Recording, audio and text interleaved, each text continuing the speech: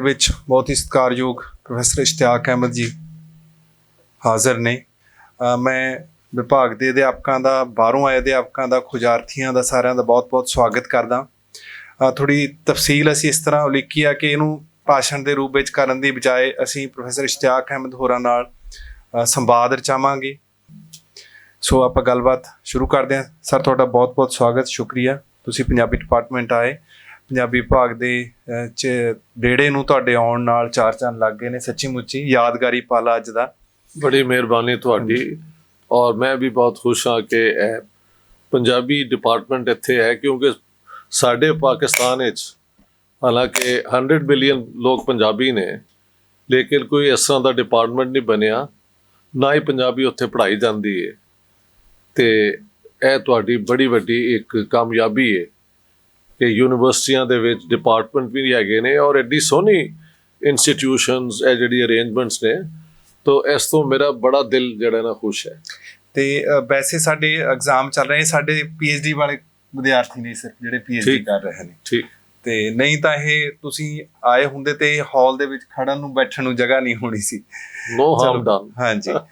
ਸੋ ਹੁਣ ਮੈਂ ਗੁਜ਼ਾਰਿਸ਼ ਕਰੂੰਗਾ ਪ੍ਰੋਫੈਸਰ ਰਜਿੰਦਰਪਾਲ ਹੋਰਾਂ ਨੂੰ ਸੰਵਾਦ ਸ਼ੁਰੂ ਕਰਨ।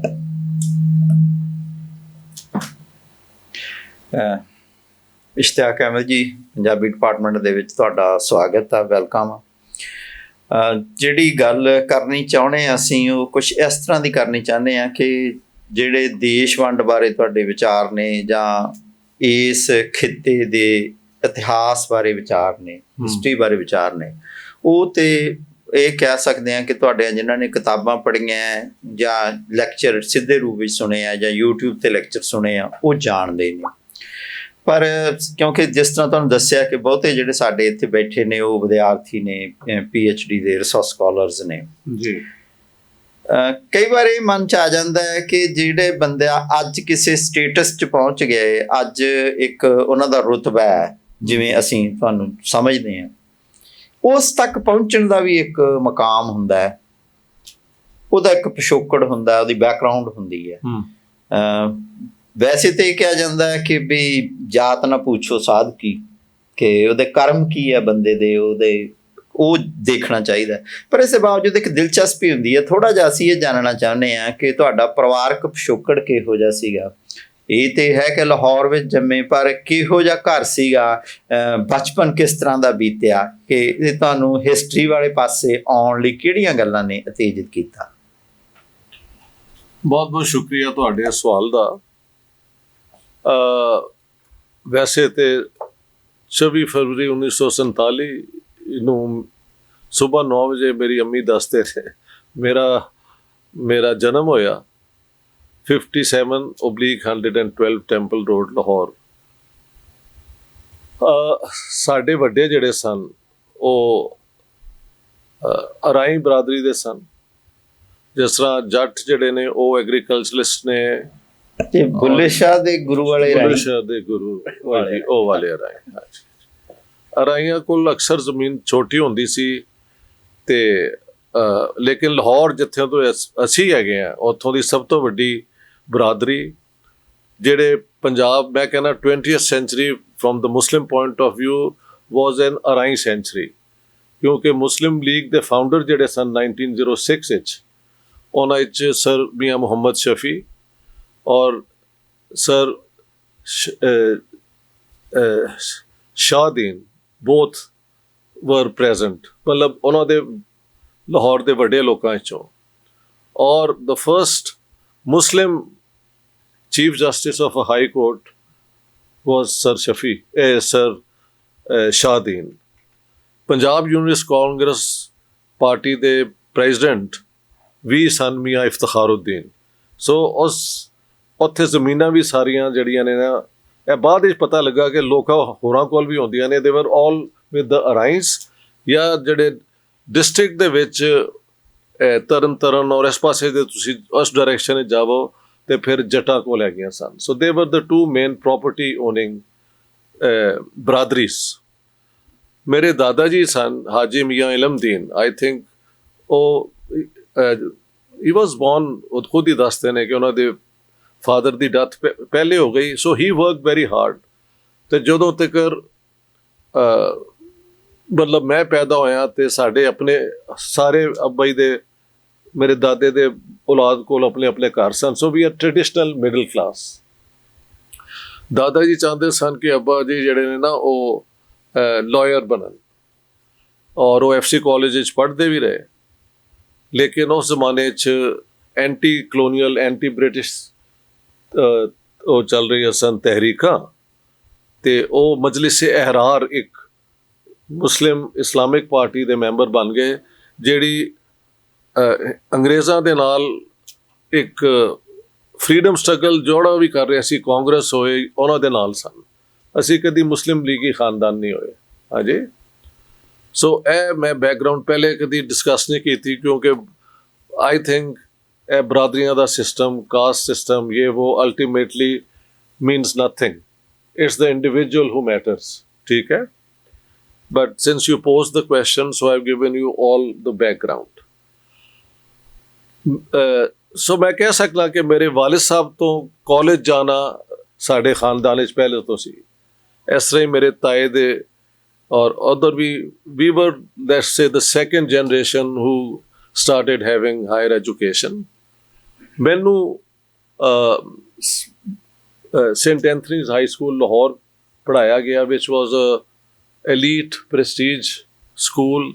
ਲਿਹਾਜ਼ਾ ਮੈਂ ਸਾਰਾ ਕੰਮ ਆਪਣਾ ਅੰਗਰੇਜ਼ੀ 'ਚ ਕਰਨਾ। I can read Urdu but I can't right Urdu, ਇਹ ਵੀ ਨਾਲ ਨਾਲ ਹੈ। ਔਰ ਪੰਜਾਬੀ ਕਿਉਂਕਿ ਸਾਡੇ ਪੜ੍ਹਾਈ ਨਹੀਂ ਜਾਂਦੀ, ਤੇ ਆਈ ਐਮ ਨੋਟ ਲਿਟਰੇਟ ਇਨ ਪੰਜਾਬੀ, ਸ਼ਾਹਮੁਖੀ 'ਚ ਵੀ। ਲੇਕਿਨ ਮੇਰੀ ਜਨਰੇਸ਼ਨ ਤੱਕ ਘਰਾਂ ਦੇ ਵਿੱਚ ਪੰਜਾਬੀ ਜ਼ਰੂਰ ਬੋਲੀ ਜਾਂਦੀ ਸੀ। ਜਿਹੜੀ ਹੁਣ ਜਨਰੇਸ਼ਨ ਮੈਂ ਦੇਖ ਰਿਹਾ ਸਾਡੇ ਭਤੀਜਿਆਂ ਦੀ, ਭਾਂਜਿਆਂ ਦੀ, ਉਹਦੇ ਵਿੱਚ ਉਰਦੂ ਔਰ English. So sir, this is the background of ਮਾਈਨ। ਮੈਂ ਕਿਸ ਤਰ੍ਹਾਂ ਗ੍ਰੈਜੂਏਸ਼ਨ ਜੀ ਕਿਵੇਂ ਕੀਤੀ ਤੇ ਫਿਰ ਕਿੱਥੇ ਕੀਤੀ? ਮੇਰੀ ਗ੍ਰੈਜੂਏਸ਼ਨ ਜਿਹੜੀ ਹੈ ਉਹ FC ਕਾਲਜ ਲਾਹੌਰ ਤੋਂ ਹੈ। ਔਰ ਉਹਦੇ ਵਿੱਚ ਬਾਦਲ ਤੁਹਾਡੇ ਜਿਹੜੇ ਲੀਡਰ ਨੇ ਉਹ ਵੀ ਉੱਥੇ ਪੜ੍ਹੇ ਹੋਏ ਨੇ। ਬਜ਼ੁਰਗ ਬਾਦਲ, ਕੀ ਨਾਂ ਹੈ ਉਹਨਾਂ ਦਾ? ਪ੍ਰਕਾਸ਼ ਸਿੰਘ ਬਾਦਲ। ਪ੍ਰਕਾਸ਼ ਸਿੰਘ ਬਾਦਲ। ਉਹਦੇ ਵਿੱਚ ਹੀ ਇੰਡੀਅਨ ਫਿਲਮ ਇੰਡਸਟਰੀ ਦੇ ਬਹੁਤ ਵੱਡਾ ਨਾਂ IS ਜੌਹਰ ਵੀ ਉੱਥੇ ਪੜ੍ਹੇ ਨੇ। IK Gujral prime minister of India ਉੱਥੇ ਪੜ੍ਹੇ ਨੇ। ਔਰ Prem Dhawan song writer, music director ਸਨ, ਉਹ ਵੀ ਉੱਥੇ ਪੜ੍ਹੇ ਨੇ। ਐਂਡ ਮੈਨੀ ਮੋਰਸ। ਠੀਕ ਹੈ, ਮੇਰੇ ਚਾਰ ਨੇ 64, 68 ਇਸ ਪੀਰੀਅਡ ਵਿੱਚ ਆਈ ਵਾਜ਼ ਦੇਅਰ। ਹਰ ਸਾਲ I won the honourable mention for being good at studies. ਔਰ ਮੈਨੂੰ ਉਦੋਂ ਪੜ੍ਹਨ ਦਾ ਇੰਨਾ ਸ਼ੌਕ ਸੀ ਕਿ ਅੱਜ ਥੋੜੀ ਫੜ ਵੀ ਤੇ ਮਾਰਨ ਦੀ ਇਜਾਜ਼ਤ ਦਿਓ ਨਾ। ਹਾਂਜੀ, ਨਹੀਂ ਇਹ ਸੈਕਸ਼ਨ ਰੱਖਿਆ ਹੀ ਅਸੀਂ ਕਿ ਮੈਨੂੰ ਇਹ ਯਾਦ ਹੈ ਕਿ ਕਈ ਦਫਾ ਅੱਧੀ ਕਲਾਸ ਟੀਚਰ ਲੈਂਦੇ ਸਨ ਤੇ ਅੱਧੀ ਮੈਂ ਲੈਣਾ ਸਾਂ। I was as well read as my teachers. So that's where I think I started distinguishing myself. And there is a gold medal which I have yet to claim. मैं उत्थे जाके क्या भी है 1968 English और history I had the highest marks in the BA exam. और एक gold medal C Mehta Chunni Lal gold medal created I think in 1913 or something, ਜਿਹੜਾ ਹਰ ਸਾਲ ਇਹੋ ਜਿਹੇ ਸਟੂਡੈਂਟ ਨੂੰ ਮਿਲਦਾ ਸੀ। ਲੇਕਿਨ 68 ਦੇ ਬਾਅਦ ਤੁਹਾਨੂੰ ਪਤਾ ਹੈ ਪਾਕਿਸਤਾਨ ਵਿੱਚ ਉਹ ਐਂਟੀ ਅਯੂਬ ਰਾਈਟਸ ਸ਼ੁਰੂ ਹੋ ਗਏ ਤੇ ਕਦੀ ਉਹ ਕਨਵੈਨਸ਼ਨ ਹੀ ਨਹੀਂ ਹੋਈ। ਇਸ ਦਫਾ ਹੁਣ ਮੈਂ ਜਦੋਂ ਸਾਂ ਪਾਕਿਸਤਾਨ ਤੇ ਮੈਨੂੰ ਉਹਨਾਂ ਨੇ ਬੁਲਾ ਲਿਆ FC ਕਾਲਜ। ਮੈਂ ਕਿਹਾ ਯਾਰ 50 years and more ਮੇਰਾ ਗੋਲਡ ਮੈਡਲ ਮੈਨੂੰ ਤੁਸੀਂ ਦਿਓ। ਸੋ ਉਹ ਹੋਇਆ ਕਿ FC ਕਾਲਜ ਨਾਲ ਜ਼ੁਲਮ ਇਹ ਹੋਇਆ ਕਿ 72 ਵਿੱਚ ਭੁੱਟੋ ਸਾਹਿਬ ਨੇ ਕ੍ਰਿਸਚਨ ਇੰਸਟੀਟਿਊਟਸ ਜਿਹੜੇ ਸਨ ਨਾ ਉਹ ਨੈਸ਼ਨਲਾਈਜ਼ ਕਰ ਲਏ। ਔਰ ਜਿਸ ਤਰ੍ਹਾਂ ਦੱਸਿਆ ਗਿਆ ਸਾਰੇ ਰਿਕਾਰਡ ਦੇ ਵਰ set on fire, ye wo. So that is a problem, but the claim stands. Then in MA political science ਮੇਰੇ ਟੀਚਰ ਸਨ ਪ੍ਰੋਫੈਸਰ ਖਾਲਿਦ ਮਹਿਮੂਦ। ਉਹਨਾਂ ਦਾ ਮੈਂ ਨਾ ਹਰ ਜਗ੍ਹਾ ਜ਼ਿਕਰ ਕਰਨਾ, ਬਲਕਿ FC ਕਾਲਜ ਵੀ ਲੈਟ ਮੀ ਮੈਂਸ਼ਨ ਕਿ ਮੇਰੇ ਇੱਕ ਟੀਚਰ ਸਨ ਵਿਲੀਅਮ ਫਜ਼ਲ ਮਸੀਹ, ਅ ਕ੍ਰਿਸਚਨ ਟੀਚਰ। ਔਰ ਮੇਰੀ ਤੇ ਅੱਬਾ ਜੀ ਦੀ कोई अनबन जी हो गई सी। यानी my father had married many times, my mother was living in Karachi, so I was going to go to Karachi. ਉਹਨਾਂ ਨੂੰ ਪਤਾ ਲੱਗਾ, then he came and spoke to my father ਕਿ ਇਹ ਬੜਾ brilliant student ਹੈ ਤੇ ਇਹ ਹੈ ਉਹ ਹੈ। So now I should pay compliment to him ਕਿ ਟੀਚਰ ਕਿਸ ਤਰ੍ਹਾਂ ਜ਼ਿੰਦਗੀ 'ਚ ਇੱਕ ਰੋਲ ਪਲੇ ਕਰਦੇ ਨੇ। ਉਹਨਾਂ ਦੇ ਕਹਿਣ ਦੇ ਬਾਅਦ ਫਿਰ ਅੱਬਾ ਜੀ ਦੇ ਨਾਲ ਦੁਬਾਰਾ ਹੋ ਗਿਆ। Then MA I won the first position in MA Political Science। Aam middle class ਲੋਕ ਸਾਂ ਅਸੀਂ, ਔਰ ਜਿਹੜਾ ਰਿਵਾਜ ਹੈ ਕਿ ਜਿਸ ਤਰ੍ਹਾਂ ਤੁਹਾਡੇ IAS ਦਾ ਇਮਤਿਹਾਨ ਜਿਹੜਾ ਹੈ ਇਜ਼ ਦਾ ਨੈਕਸਟ ਸਟੈਪ। ਉਸ ਤੋਂ ਪਹਿਲੇ ਖਾਲਿਦ ਮਹਿਮੂਦ ਹੋਰਾਂ ਦੀ ਵਜ੍ਹਾ ਨਾਲ ਮੈਂ ਮਾਰਕਸਿਜ਼ਮ ਵੱਲ ਮੇਰਾ ਰੁਝੂ ਹੋ ਗਿਆ ਸੀ, ਔਰ ਅਸੀਂ ਚਾਹੁੰਦੇ ਸਾਂ ਕਿ ਦੁਨੀਆ ਬਦਲੀ ਜਾਏ, ਸਟੇਟ ਨੂੰ ਸਰਵ ਨਹੀਂ ਕਰਨਾ, ਸਟੇਟ ਨੂੰ ਬਦਲਣਾ ਹੈ। So I did not take that exam and I decided to be a teacher. ਫਿਰ ਮੇਰੀ ਪਹਿਲੀ ਨੌਕਰੀ ਹੈ ਫੈਬਰੂਰੀ 1972 ਇਸ ਗਾਰਡਨ ਕਾਲਜ ਰਾਵਲਪਿੰਡੀ, ਔਰ ਜੂਨ 73 ਤੱਕ ਭੁੱਟੋ ਸਾਹਿਬ ਹਕੂਮਤ 'ਚ ਆ ਗਏ ਸਨ। ਫਿਰ ਉੱਥੇ ਘਿਰਾਓ ਔਰ ਇਹ ਸਾਰਾ ਜਿਹੜਾ ਹੈ ਨਾ ਐਕਸਟ੍ਰੀਮ ਲੈਫਟ ਨੇ ਇਹੋ ਜਿਹੀਆਂ ਹਰਕਤਾਂ ਕੀਤੀਆਂ ਤੇ ਉਹਨਾਂ ਨੂੰ ਫਿਰ ਫੜਦੇ ਫਿਰਦੇ ਸਨ। And I was a teacher at Gordon college Rawalpindi, ਤੇ ਇੱਕ ਲੇਬਰ ਲੀਡਰ ਹੁੰਦੇ ਸਨ ਰਿਫਤ ਬਾਬਾ, ਜਿਨ੍ਹਾਂ ਨੂੰ ਐਜ਼ ਇੰਟੈਲੀਜੈਂਸ ਵਾਲੇ ਚੁੱਕ ਕੇ ਲੈ ਗਏ ਸਨ। ਡਿਊਰਿੰਗ ਇੰਟੈਰੋਗੇਸ਼ਨ ਉਹਨਾਂ ਨੇ ਕਿਹਾ ਇਹ ਕਿਹੜਾ ਮੁੰਡਾ ਹੈ, ਲਾਹੌਰੋਂ ਆਇਆ, ਬੜੀ ਅੰਗਰੇਜ਼ੀ ਬੋਲਦਾ ਹੈ ਤੇ ਮਾਰਕਸਿਜ਼ਮ ਦੀਆਂ ਬੜੀਆਂ ਗੱਲਾਂ ਕਰਦਾ ਹੈ। ਸੋ ਉਹਨਾਂ ਨੇ ਇੱਕ ਸਾਡੇ ਕਾਮਰੇਡ ਦੇ ਜ਼ਰੀਏ ਪੈਗਾਮ ਪਹੁੰਚਾਇਆ ਕਿ if he can get out of Pindi it's good for him. that was still mid of May. I could not have left a class. So June middle ਤੱਕ ਮੈਂ ਇੱਕ ਮਹੀਨਾ ਪੜ੍ਹਾਉਂਦਾ ਰਿਹਾ। nobody came after me. But ਫਿਰ ਮੈਂ ਜਦੋਂ ਲਾਹੌਰ ਵਾਪਸ ਆ ਗਿਆ, ਜਿਹੜਾ ਮੇਰਾ ਆਪਣਾ ਸ਼ਹਿਰ ਹੈ, ਤੇ ਇਤਫਾਕਨ ਮੇਰਾ ਵੱਡਾ ਭਰਾ ਜਿਹੜਾ ਸਵੀਡਨ ਵਿੱਚ already settle C since 1965, he paid us a surprise visit। ਤੇ ਮੇਰੀ ਵਾਲਦਾ ਨੇ ਕਿਹਾ ਕਿ ਵੀ I am too old now, ਕਿ ਪਹਿਲੇ ਇਹਨਾਂ ਦਾ ਪਿਓ ਜੇਲ੍ਹਾਂ 'ਚ ਜਾਂਦਾ ਸੀ ਤੇ ਹੁਣ ਇਹ ਸਟੋਰੀ ਦੁਬਾਰਾ ਰਿਪੀਟ ਹੋਏ ਤੇ ਟੇਕ ਹਿਮ ਟੂ ਸਵੀਡਨ। ਮੈਂ ਇਸ ਸੋਚ ਕੇ ਗਿਆ ਸਾਂ ਕਿ I will stay for a while, ਹਾਲਾਤ ਬਿਹਤਰ ਹੋ ਜਾਣ, ਇਹ ਜਿਹੜਾ ਰਿਪਰੈਸ਼ਨ ਹੈ ਤੇ ਆਈ ਵਿਲ ਕਮ ਬੈਕ। ਇਹ ਭੁੱਟੋ ਪੀਰੀਅਡ ਦੇ ਵਿੱਚ ਰਿਪਰੈਸ਼ਨ ਸੀ, ਕਿਉਂਕਿ ਇੰਡੀਆ ਦੇ ਵਿੱਚ ਤਾਂ ਇੱਕ ਬਣਿਆ ਹੋਇਆ ਕਿ ਮੁਕਾਬਲਤਨ ਜਿਹੜਾ ਭੁੱਟੋ ਪੀਰੀਅਡ ਹੈਗਾ ਉਹ ਡੈਮੋਕ੍ਰੇਸੀ ਸੀ। ਇਹਦੇ ਬਾਰੇ ਥੋੜਾ ਜਿਹਾ। That's very interesting. Bhutto Sahib ਜਿਹੜਾ ਪ੍ਰੋਗਰਾਮ ਲੈ ਕੇ ਆਏ ਸਨ, ਉਹਦੇ 3 ਹੈਗੇ ਸਨ ਸਲੋਗਨਸ। Islam is our religion, socialism is our economy, and democracy is our politics। ਜਦੋਂ ਉਹਨਾਂ ਨੇ ਨਾਰਾ ਦਿੱਤਾ ਤੇ ਬਹੁਤ ਲੋਕ ਉਹਨਾਂ ਦੇ ਨਾਲ ਆਏ, ਉਹਨਾਂ 'ਚੋਂ ਅਸੀਂ ਵੀ ਸਾਂ। ਮੈਨੂੰ ਯਾਦ ਹੈ ਭੁੱਟੋ ਸਾਹਿਬ ਦਾ ਜਦੋਂ ਟਰੱਕ ਆਪਣਾ ਟ੍ਰੇਨ ਲਾਹੌਰ ਰੇਲਵੇ ਸਟੇਸ਼ਨ ਤੇ ਆਉਂਦੀ ਸੀ ਤੇ ਉਹਨਾਂ ਦੇ ਹੋਟਲ ਤੱਕ ਉਹ ਬੜਾ ਸਲੋ ਟਰੱਕ ਚੱਲਦਾ ਸੀ ਤੇ ਮੈਂ ਨਾਲ ਭੱਜਦਾ ਹੁੰਦਾ ਸਾਂ। I was so much influenced ਕਿ ਇੱਕ ਨਈ ਦੁਨੀਆ ਬਣੇਗੀ, ਇਨਸਾਫ ਦੀ ਦੁਨੀਆ, ਸੋਸ਼ਲਿਜ਼ਮ ਦੀ ਦੁਨੀਆ। ਉਹ ਦੌਰ ਹੀ ਐਸਾ ਸੀ। ਲੇਕਿਨ ਮਸਲਾ ਇਹ ਸੀ ਕਿ ਭੁੱਟੋ ਸਾਹਿਬ ਇਨਕਲਾਬ ਨਹੀਂ ਸਨ ਕਰ ਰਹੇ, ਉਹ ਇੱਕ ਰਿਫਾਰਮ ਦਾ ਪੈਕੇਜ ਲੈ ਕੇ ਆਏ ਸਨ। ਲੇਕਿਨ ਜਦੋਂ ਉਹ ਹਕੂਮਤ 'ਚ ਆਏ ਔਰ ਉਹ ਗਏ ਸਨ ਅਫਰੀਕਨ ਮੁਲਕਾਂ ਦੀ ਕੋਈ 7 ਮੁਲਕਾਂ ਦੀ ਇੱਕ ਟੂਰ 'ਤੇ, ਉਸ ਦੌਰਾਨ ਜਿਹੜਾ ਸੀ ਨਾ ਇੱਕ ਲੈਫਟ ਦੀ ਆਪਟਿਮਿਜ਼ਮ ਕਿ ਅਸੀਂ ਤੇ ਬਸ ਪੀਪਲਸ ਆਪ ਪਾਰਟੀ ਆ ਗਈ ਹੈ ਤੇ ਹੁਣ ਇਨਕਲਾਬ ਵੀ ਆ ਜਾਏਗਾ। ਜਿਹੜੇ ਮਾਓਇਸਟ ਹੈਗੇ ਸਨ ਉਹਨਾਂ ਨੇ ਜਾ ਕੇ ਕਬਜ਼ੇ ਕਰ ਲਏ ਫੈਕਟਰੀਆਂ ਤੇ, ਮੈਨੇਜਰਸ ਨੂੰ ਚੁੱਕ ਕੇ ਲੈ ਗਏ, ਇਹ ਉਹ। ਵੈਨ ਭੁੱਟੋ ਰਿਟਰਨਡ, ਉਹਨੇ ਕਿਹਾ ਇਹ ਕੀ ਹੋ ਰਿਹਾ ਹੈ?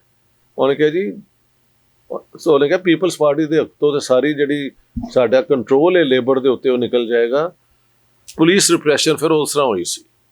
ਸੋ that was when the police repression took place and some of us had to run.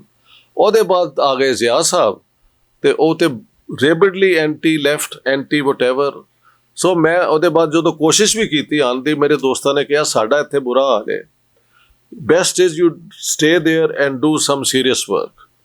And I would say this is the unintended consequences ਕਿ ਮੇਰੀ ਆਪਣੀ ਖੁਆਇਸ਼ ਸੀ ਕਿ ਮੈਂ ਵਾਪਸ ਆ ਜਾਵਾਂ, ਲੇਕਿਨ the conditions never allowed me to return, and hence the books, sir, that have। ਤੇ ਸਵੀਡਨ ਜਾ ਕੇ ਵੀ ਫਿਰ ਕੁਝ ਮੈਂ ਕਿ ਅੱਗੇ ਕੋਈ ਸਟੱਡੀ ਕੀਤੀ ਜਾਂ ਉੱਥੇ ਜਾ ਕੇ? ਨਹੀਂ, PhD ਮੈਂ ਉੱਥੇ ਕੀਤੀ ਨਾ ਜੀ। My PhD is from Stockholm University, ਔਰ ਉਹ ਮੇਰਾ thesis C the concept of an Islamic state and analysis of the ideological controversy in Pakistan. Pakistan ਤੇ ਜਿਨ੍ਹਾਂ ਸਾਹਿਬ ਨੇ ਬਣਾ ਲਿਆ ਸੀ, ਉਹਦੇ ਬਾਅਦ ਕਿ ਇਹ ਪਾਕਿਸਤਾਨ ਬਣਿਆ ਮੁਸਲਮਾਨਾਂ ਲਈ, ਇਹ ਇੱਥੇ ਮਾਈਨੋਰਿਟੀਜ਼ ਵੀ ਹਨ, ਇੱਕ ਪ੍ਰੋਬਲਮ ਹੈ। ਦੂਸਰਾ ਪ੍ਰੋਬਲਮ ਸੀ ਕਿ ਇਸਲਾਮਿਕ ਸਟੇਟ ਜੇ ਇਹਨਾਂ ਨੇ ਬਣਾਉਣੀ ਹੈ ਤੇ ਉਹ ਕਿਸ ਕਿਸਮ ਦੀ ਹੋਏਗੀ, ਫੰਡਾਮੈਂਟਲਿਸਟ ਜਾਂ ਉਹ ਇੱਕ some sort of democracy, some sort of Islamic, ਜਾਂ ਉਹ ਇੱਕ ਸੈਕੂਲਰ ਸਟੇਟ ਹੋਏਗੀ। ਤੇ ਉਸ ਦੇ ਉੱਤੇ ਜਿਹੜੀਆਂ ਫਿਰ ਉਸ ਡਿਬੇਟ ਵਿੱਚ ਮੈਂ 9 ਪੋਜੀਸ਼ਨਸ ਲੱਭੀਆਂ। On the extreme right was the position ਕਿ ਕੁਰਾਨ ਔਰ ਹਦੀਸ is the statements of the prophet Muhammad, ਕਿ ਉਹਨਾਂ ਦੇ ਵਿੱਚ ਸਾਰਾ ਕੁਝ, all laws are already given, so no need to make new laws, just implement what the Quran says. ਉਸ ਤੋਂ ਨੈਕਸਟ ਪੋਜੀਸ਼ਨ ਹੈ ਦ ਥਿਊਰੀ ਆਫ ਅਨਆਕਿਊਪਾਈਡ ਏਰੀਆਜ਼, ਕਿ ਜਿੱਥੇ ਜਿੱਥੇ ਕੁਰਾਨ ਔਰ ਹਦੀਸ ਦੇ ਵਿੱਚ ਕਲੀਅਰ ਸਟੇਟਮੈਂਟਸ ਨੇ ਉਹ ਤੇ ਅਪਲਾਈ ਹੋਣਗੀਆਂ, but where there are issues where the Quran is silent, then you can use your own intelligence and make laws which are in line with the spirit of the Quran. ऐसा करते करते I created 4 categories. The extreme right category is the divine state excluding human will. The second is the divine state admitting human will, yani unoccupied areas. Then there are 2 categories: the secular state admitting divine will, and finally the secular state excluding divine will. ਇਹ 4 categories ਬਣਾਈਆਂ। ਇਹਦੇ ਵਿੱਚ ਮੈਂ 9 positions on a scale। ਆਖਰੀ position ਜਿਹੜੀ ਹੈ ਨਾ, the secular state excluding divine will, ਉਹ ਸਿਰਫ ਇੱਕ ਸਟੇਟਮੈਂਟ ਹੈਗੀ ਹੈ ਪ੍ਰੋਫਿਟ ਮੁਹੰਮਦ ਦੀ ਕਿ when I tell you something about this world, then I'm just a human being. But when I tell you something about the spiritual world, then follow me. ਉਹਦੀ ਬੁਨਿਆਦ ਤੇ ਇੱਕ ਥਿਊਰੀ ਬਣੀ ਕਿ ਜੀ ਦੇਖੋ, ਰਸੂਲ ਅੱਲਾਹ ਨੇ ਖੁਦ ਸੈਕੂਲਰ ਨੂੰ ਔਰ ਸਪਿਰਿਚੁਅਲ ਨੂੰ ਡਿਵਾਈਡ ਕਰਤਾ ਹੈ, ਲਿਹਾਜ਼ਾ Muslim state can be a secular state. ਸਮਝ ਗਏ? ਸੋ what I tried to show was that you can play with words, use the Quran as it suits you. ਤੇ ਉਹਦੇ ਚੋਂ ਡੈਮੋਕ੍ਰੇਸੀ ਵੀ ਤੁਸੀਂ ਕੱਢ ਲੈਂਦੇ ਹੋ, ਹਿਊਮਨ ਰਾਈਟਸ ਵੀ ਕੱਢ ਲੈਂਦੇ ਹੋ, but equally you can say ਕਿ ਇਹ ਐਸੀ ਸਟੇਟ ਹੋਏਗੀ ਜਿਹਦੇ 'ਚ ਸਿਰਫ ਇਸਲਾਮਿਕ ਲਾਅ ਅਪਲਾਈ ਹੋਏਗੀ, and so on. And there is no way you can ever, even in the next 1000 years, decide ਕਿ ਕਿਹੜੀ ਸਟੇਟ ਇਸਲਾਮਿਕ ਵੀ ਹੈ ਤੇ ਡੈਮੋਕ੍ਰੈਟਿਕ ਵੀ ਹੈ ਜਾਂ ਉਹ ਸਿਰਫ ਇਸਲਾਮਿਕ ਹੈ। So I said in the end, the conclusion is all types of states bound by religion cannot be democracies. So only a secular state can be a democracy. As soon as you add religion, you start qualifying democracy by restrictive standards. Maslan, all human rights will be granted to the people of Pakistan in accordance with Quran and Sunnah. Sunnah is what the Prophet has done. Now, ਉਹਨੂੰ ਕਹਿੰਦੇ ਨੇ ਅਸੀਂ, ਮਤਲਬ ਮੈਂ human rights ਵੀ ਪੜ੍ਹਾਉਂਦਾ ਰਿਹਾ ਨਾ, claw back clauses. Here you say we give you all the human rights the world has. Then a claw is ਪੰਜਾ, ਇਸ ਤਰ੍ਹਾਂ ਉਹਦੇ 'ਚੋਂ ਤੁਸੀਂ ਫਿਰ you take it away also. So Islamic democracy is neither fish nor fowl. That's what I have concluded. कि modern ਜਿਹੜੀ ਹੈ definition democracy the, it has to be secular, where the state has no dogma, religious dogma to support, and is based on the will of the people and laws made on the basis of sound reasoning. So that was my doctoral thesis. ਤੇ ਇਹ 2 ਗੱਲਾਂ ਸਾਨੂੰ ਥੋੜ੍ਹੀਆਂ ਹੋਰ ਦੱਸੋ। ਇੱਕ ਤਾਂ ਇਹ ਕਿ ਵੀ ਤੁਹਾਡੀ ਇੰਗਲਿਸ਼ ਬੈਕਗਰਾਊਂਡ ਤਾਂ ਸੀ, ਪਰ ਉੱਥੇ ਸਵੀਡਨ 'ਚ ਜਾ ਕੇ ਕੋਈ ਲੈਂਗੁਏਜ ਦੀ ਪ੍ਰੋਬਲਮ ਆਈ ਜਦੋਂ, ਮਤਲਬ ਕਿ ਸਵੀਡੀ ਵਗੈਰਾ ਲਈ? ਜੀ, ਉਹ ਇਸ ਤਰ੍ਹਾਂ ਸੀ ਕਿ ਮੈਂ ਜਦ ਤੁਹਾਨੂੰ ਦੱਸਿਆ, ਮੈਂ ਤੇ ਮੇਰਾ ਖਿਆਲ ਸੀ ਕਿ ਥੋੜ੍ਹੀ ਦੇਰ ਰਵਾਂਗਾ ਤੇ ਵਾਪਸ ਚਲਾ ਜਾਵਾਂਗਾ। ਤੇ ਮੇਰੇ ਭਰਾ ਦੇ ਵੱਡੇ ਦੋਸਤ ਸਨ ਰਿਆਜ਼ ਚੀਮਾ ਸਾਹਿਬ, ਉਹਨਾਂ ਨੇ ਕਿਹਾ ਯਾਰ ਯੂ ਹੈਵ ਸੱਚ ਅ ਗੁੱਡ ਐਕੈਡੈਮਿਕ ਰੈਕੋਰਡ, ਤੂੰ ਜਾ ਕੇ ਯੂਨੀਵਰਸਿਟੀ ਦਿਖਾ, ਸ਼ਾਇਦ ਤੈਨੂੰ PhD ਦਾਖਲਾ ਦੇ ਦੇਣ। ਸੋ ਆਈ ਵੈਂਟ ਦੇਅਰ ਔਰ ਉਹ 73 ਇਟ ਵਾਜ਼ ਗੁੱਡ ਟਾਈਮਸ। ਉਹਨਾਂ ਨੇ ਮੇਰੇ ਪੇਪਰ ਦੇਖੇ ਤੇ ਉਹਨਾਂ ਨੇ ਕਿਹਾ ਤੁਹਾਨੂੰ ਅਸੀਂ PhD 'ਚ ਐਡਮਿਸ਼ਨ ਦੇ ਦਿਆਂਗੇ, ਪਹਿਲੇ ਤੁਸੀਂ ਸਵੀਡਿਸ਼ ਸਿੱਖੋ ਔਰ ਜ਼ੁਬਾਨ ਸਿੱਖਣ ਲਈ ਤੁਹਾਨੂੰ ਪੈਸੇ ਵੀ ਮਿਲਦੇ ਸਨ। So that made the task easy. ਔਰ ਫਿਰ ਸਵੀਡਿਸ਼ ਸਿੱਖਣ ਦੇ ਬਾਅਦ 1 ਸਾਲ ਤੁਸੀਂ ਸੈਮੀਨਾਰ ਜਿਹੜੇ ਹੁੰਦੇ ਨੇ ਉਹ ਸਵੀਡਿਸ਼ ਵਿੱਚ ਹੁੰਦੇ ਸਨ, but you have the right to write your thesis in English. So ਮੈਂ ਐਕਚੁਅਲੀ ਉੱਥੇ 87 ਤੋਂ ਲੈ ਕੇ 95 ਤੱਕ ਸਵੀਡਿਸ਼ ਹੀ ਪੜ੍ਹਾਉਂਦਾ ਰਿਹਾ। ਹਾਂ, and I think that experience I must tell you. ਅੱਛਾ, ਤੇ ਜਿਹੜਾ ਕੱਲ ਵੀ ਕਿਸੇ ਪ੍ਰਸੰਗ 'ਚ ਗੱਲ ਆਈ ਸੀਗੀ ਐਥੀਜ਼ਮ ਦੀ, ਇਹ ਮਤਲਬ ਕਿ ਪਾਕਿਸਤਾਨ 'ਚ ਰਹਿੰਦੀਆਂ ਹੀ ਕੁਝ ਝੁਕਾਅ ਹੋ ਗਿਆ ਸੀਗਾ ਐਥੀਜ਼ਮ ਵੱਲ, ਜਾਂ ਸਵੀਡਨ ਦਾ ਕੁਝ ਅਸਰ? ਨਹੀਂ, ਇਸ ਤਰ੍ਹਾਂ ਹੈ ਕਿ एथिज्म ਵੱਲ ਮੇਰਾ ਜਿਹੜਾ ਝੁਕਾਓ ਹੈ, it started with a question कि if there is a God who says he protects everyone, takes care of everyone, how do you explain this abject poverty you find all over? How do children born die in infancy because they have malnutrition? So when you saw things, then for me the God who protects his creation didn't exist. Do you get the point? यानी मैं है ना, तो मेरे 2 बेटे ने, उन्होंने कुछ होए ते I'll do everything to help them. ਤੇ ਉਹਦੀ ਕ੍ਰੀਏਸ਼ਨ ਜਿਹੜੀ ਭੁੱਖੀ ਨੰਗੀ ਮਰ ਜਾਏ, ਉਹ ਉਹਨਾਂ ਨੂੰ ਜ਼ਾਤ ਬਰਾਦਰੀ ਦੇ ਇਤਬਾਰ ਨਾਲ ਵੀ ਹੇਠਾਂ ਰੱਖਿਆ ਜਾਏ, ਉਹਨਾਂ ਦੇ ਘਰ ਵੀ ਐਸੇ ਨਾ ਹੋਣ ਜਿਹਦੇ 'ਚ ਆਦਮੀ ਸਾਹ ਸਹੀ ਤਰ੍ਹਾਂ ਲੈ ਸਕਦਾ ਹੈ। And what sort of a God is that?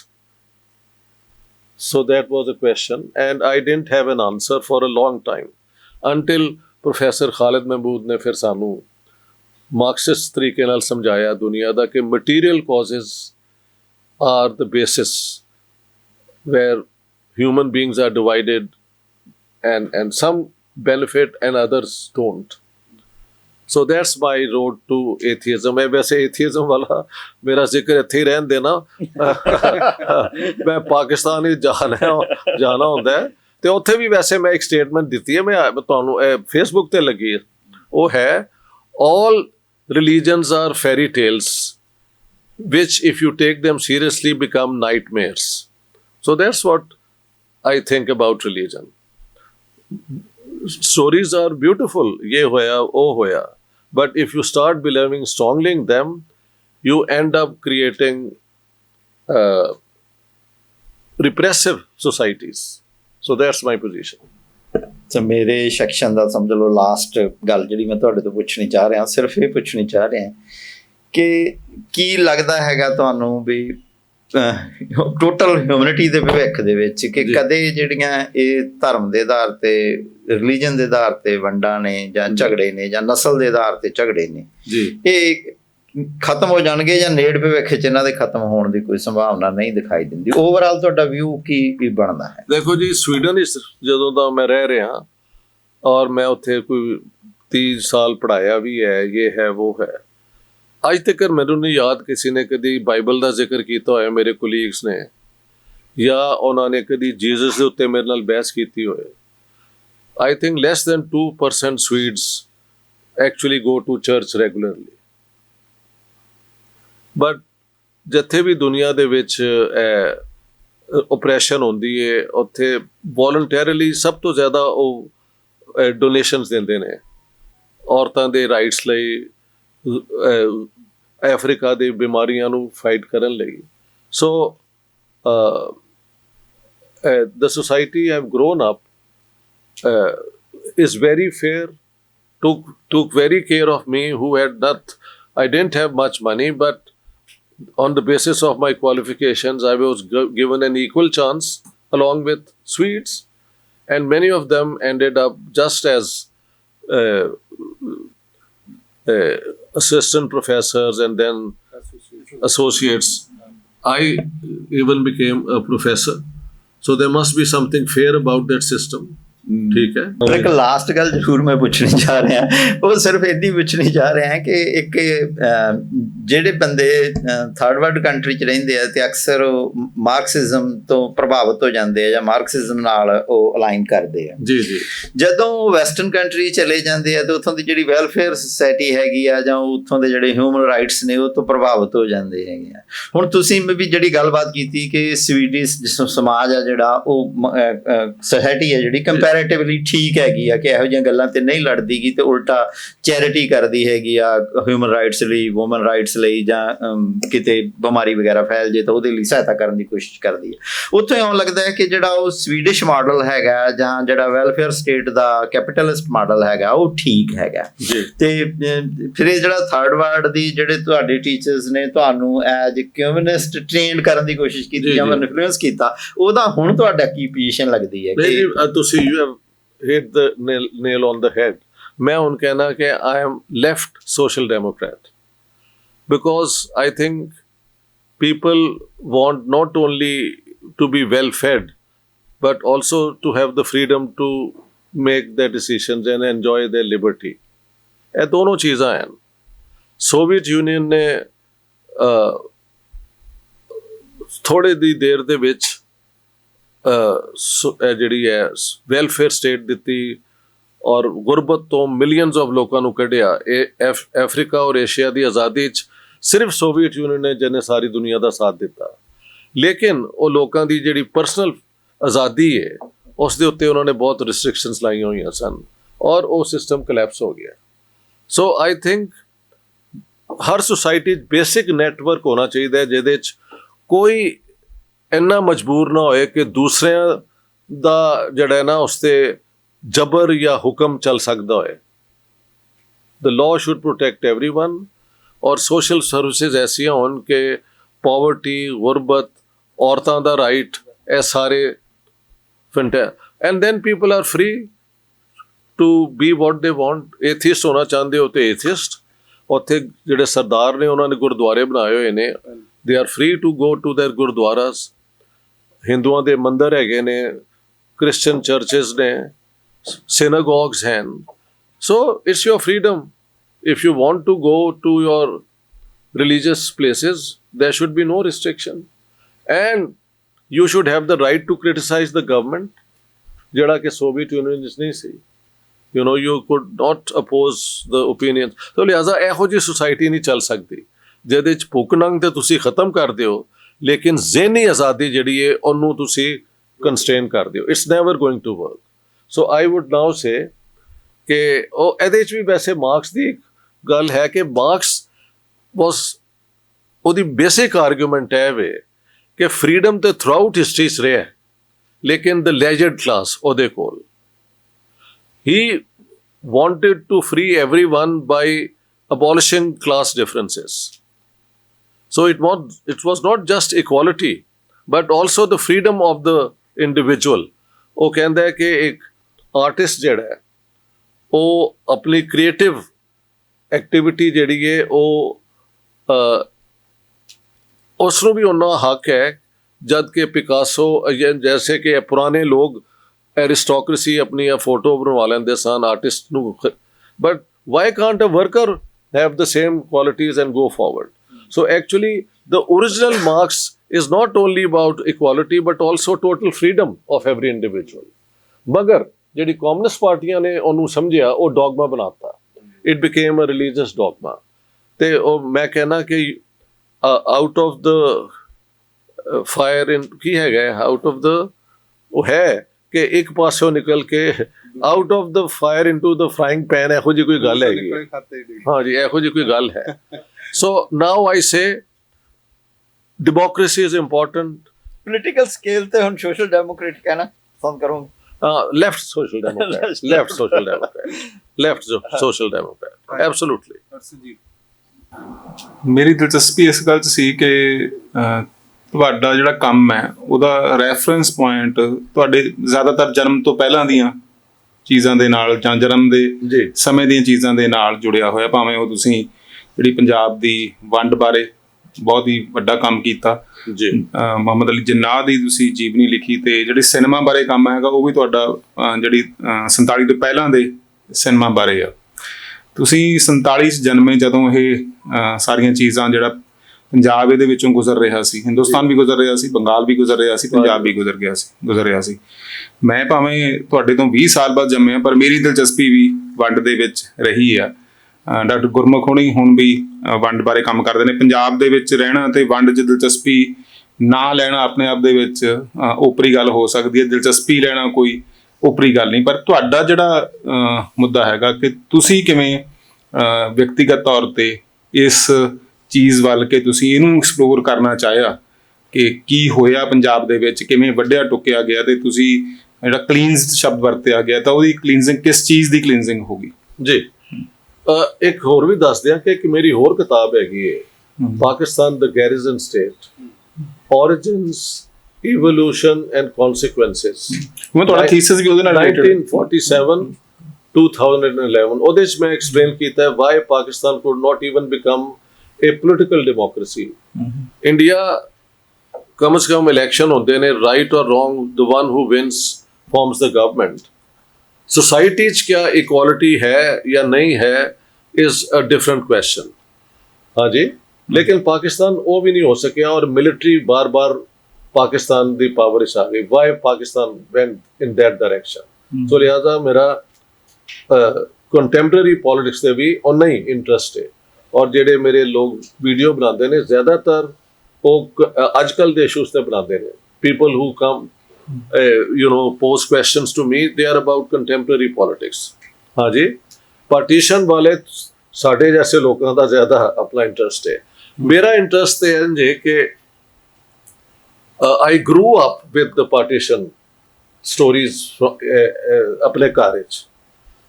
12 अगस्त ਨੂੰ 1947 ਨੂੰ ਮੇਰੀ ਜਿਹੜੀ ਅੰਮੀ ਨੇ ਉਹ ਸਾਡੇ ਘਰ ਦੀ ਜਿਹੜੀ ਬਾਰੀ ਹੁੰਦੀ ਹੈ ਨਾ ਉੱਥੋਂ ਸ਼ੀ ਵਾਸ ਲੁਕਿੰਗ ਆਊਟ ਤੇ ਉਹਨਾਂ ਨੇ ਦੇਖਿਆ, ਉਦੋਂ ਅੱਗ ਲੱਗ ਰਹੀ ਸੀ ਜੀ ਸਾਰੇ ਲਾਹੌਰ ਵਿੱਚ, ਕਤਲੇਆਮ ਇਹ ਉਹ। ਸਾਡਾ ਇਲਾਕਾ ਜਿਹੜਾ ਮੁਜ਼ੰਗਦ ਹੈ ਉਹ ਮੁਸਲਿਮ ਮੈਜੋਰਿਟੀ ਸੀ, ਲੇਕਿਨ ਉੱਥੇ ਹਿੰਦੂ ਸਿੱਖ ਵੀ ਰਹਿੰਦੇ ਸਨ। ਤੇ ਉਹਨਾਂ ਨੇ ਦੇਖਿਆ ਕਿ ਉਹਨਾਂ ਦੇ ਇਸ ਸੱਜਾ ਹੱਥੀ ਹੈ ਨਾ, because I always have a problem, I am not ambidextrous but I have two hands, some things I do with my left hand and some with the right। I bat with my right hand and I bowl with my left hand। ऐतो तुसी अंदाज़ा लो। And I have never learned to drive because I think I can never really make the right decisions। तो मैं driving भी नहीं सीखती। 50 ਸਾਲ ਰਹਿੰਦੇ ਹੋਏ ਸਵੀਡਨ ਵਿੱਚ। I thought I would not have the responsibility ਜਿਹੜੀ ਹੈ। ਹਾਂ, ਗੱਡੀ ਤੋਂ ਬਿਨਾਂ ਕੰਮ ਕਿਵੇਂ ਚਲਾਉਂਦੇ ਰਹੇ? ਨਹੀਂ, ਉੱਥੋਂ ਦੀ ਜਿਹੜੀ ਹੈ ਨਾ ਸੋਸ਼ਲ ਸਰਵਿਸਿਜ਼ ਇੰਨੀਆਂ ਗ੍ਰੈਂਡ ਨੇ।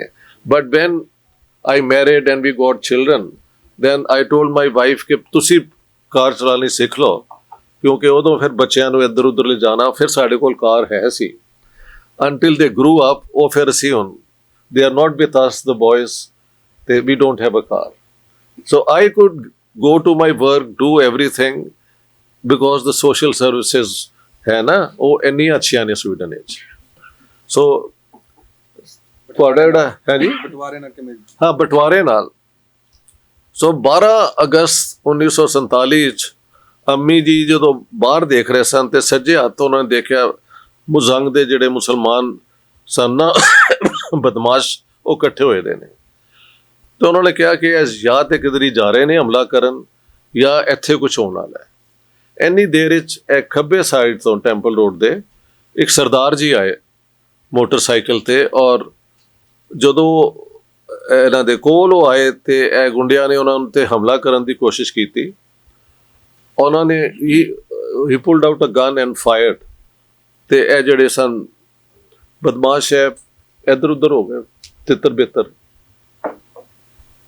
ਲੇਕਿਨ my mother head the sense ਕਿ ਕੁਛ something horrific is going to happen।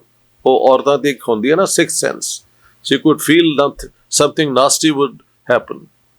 20 minute ਬਾਅਦ ਇੱਕ Sardar ji carpenter an old man ਟੁੱਟੀ ਭੱਜੀ ਸਾਈਕਲ ਦੇ ਉੱਤੇ, ਉਹਨਾਂ ਨੇ ਜਿਹੜੀ ਹੁੰਦੀ ਹੈ ਨਾ ਰੋਜ਼ ਦੀ ਕੰਮ ਵੇਲੇ ਜਾਂਦੇ ਹੋਏ ਪੋਟਲੀ ਬੰਨੀ ਦੀ ਹੈ ਹੈਂਡਲ ਦੇ ਨਾਲ, ਉਹ ਆ ਰਹੇ ਸਨ।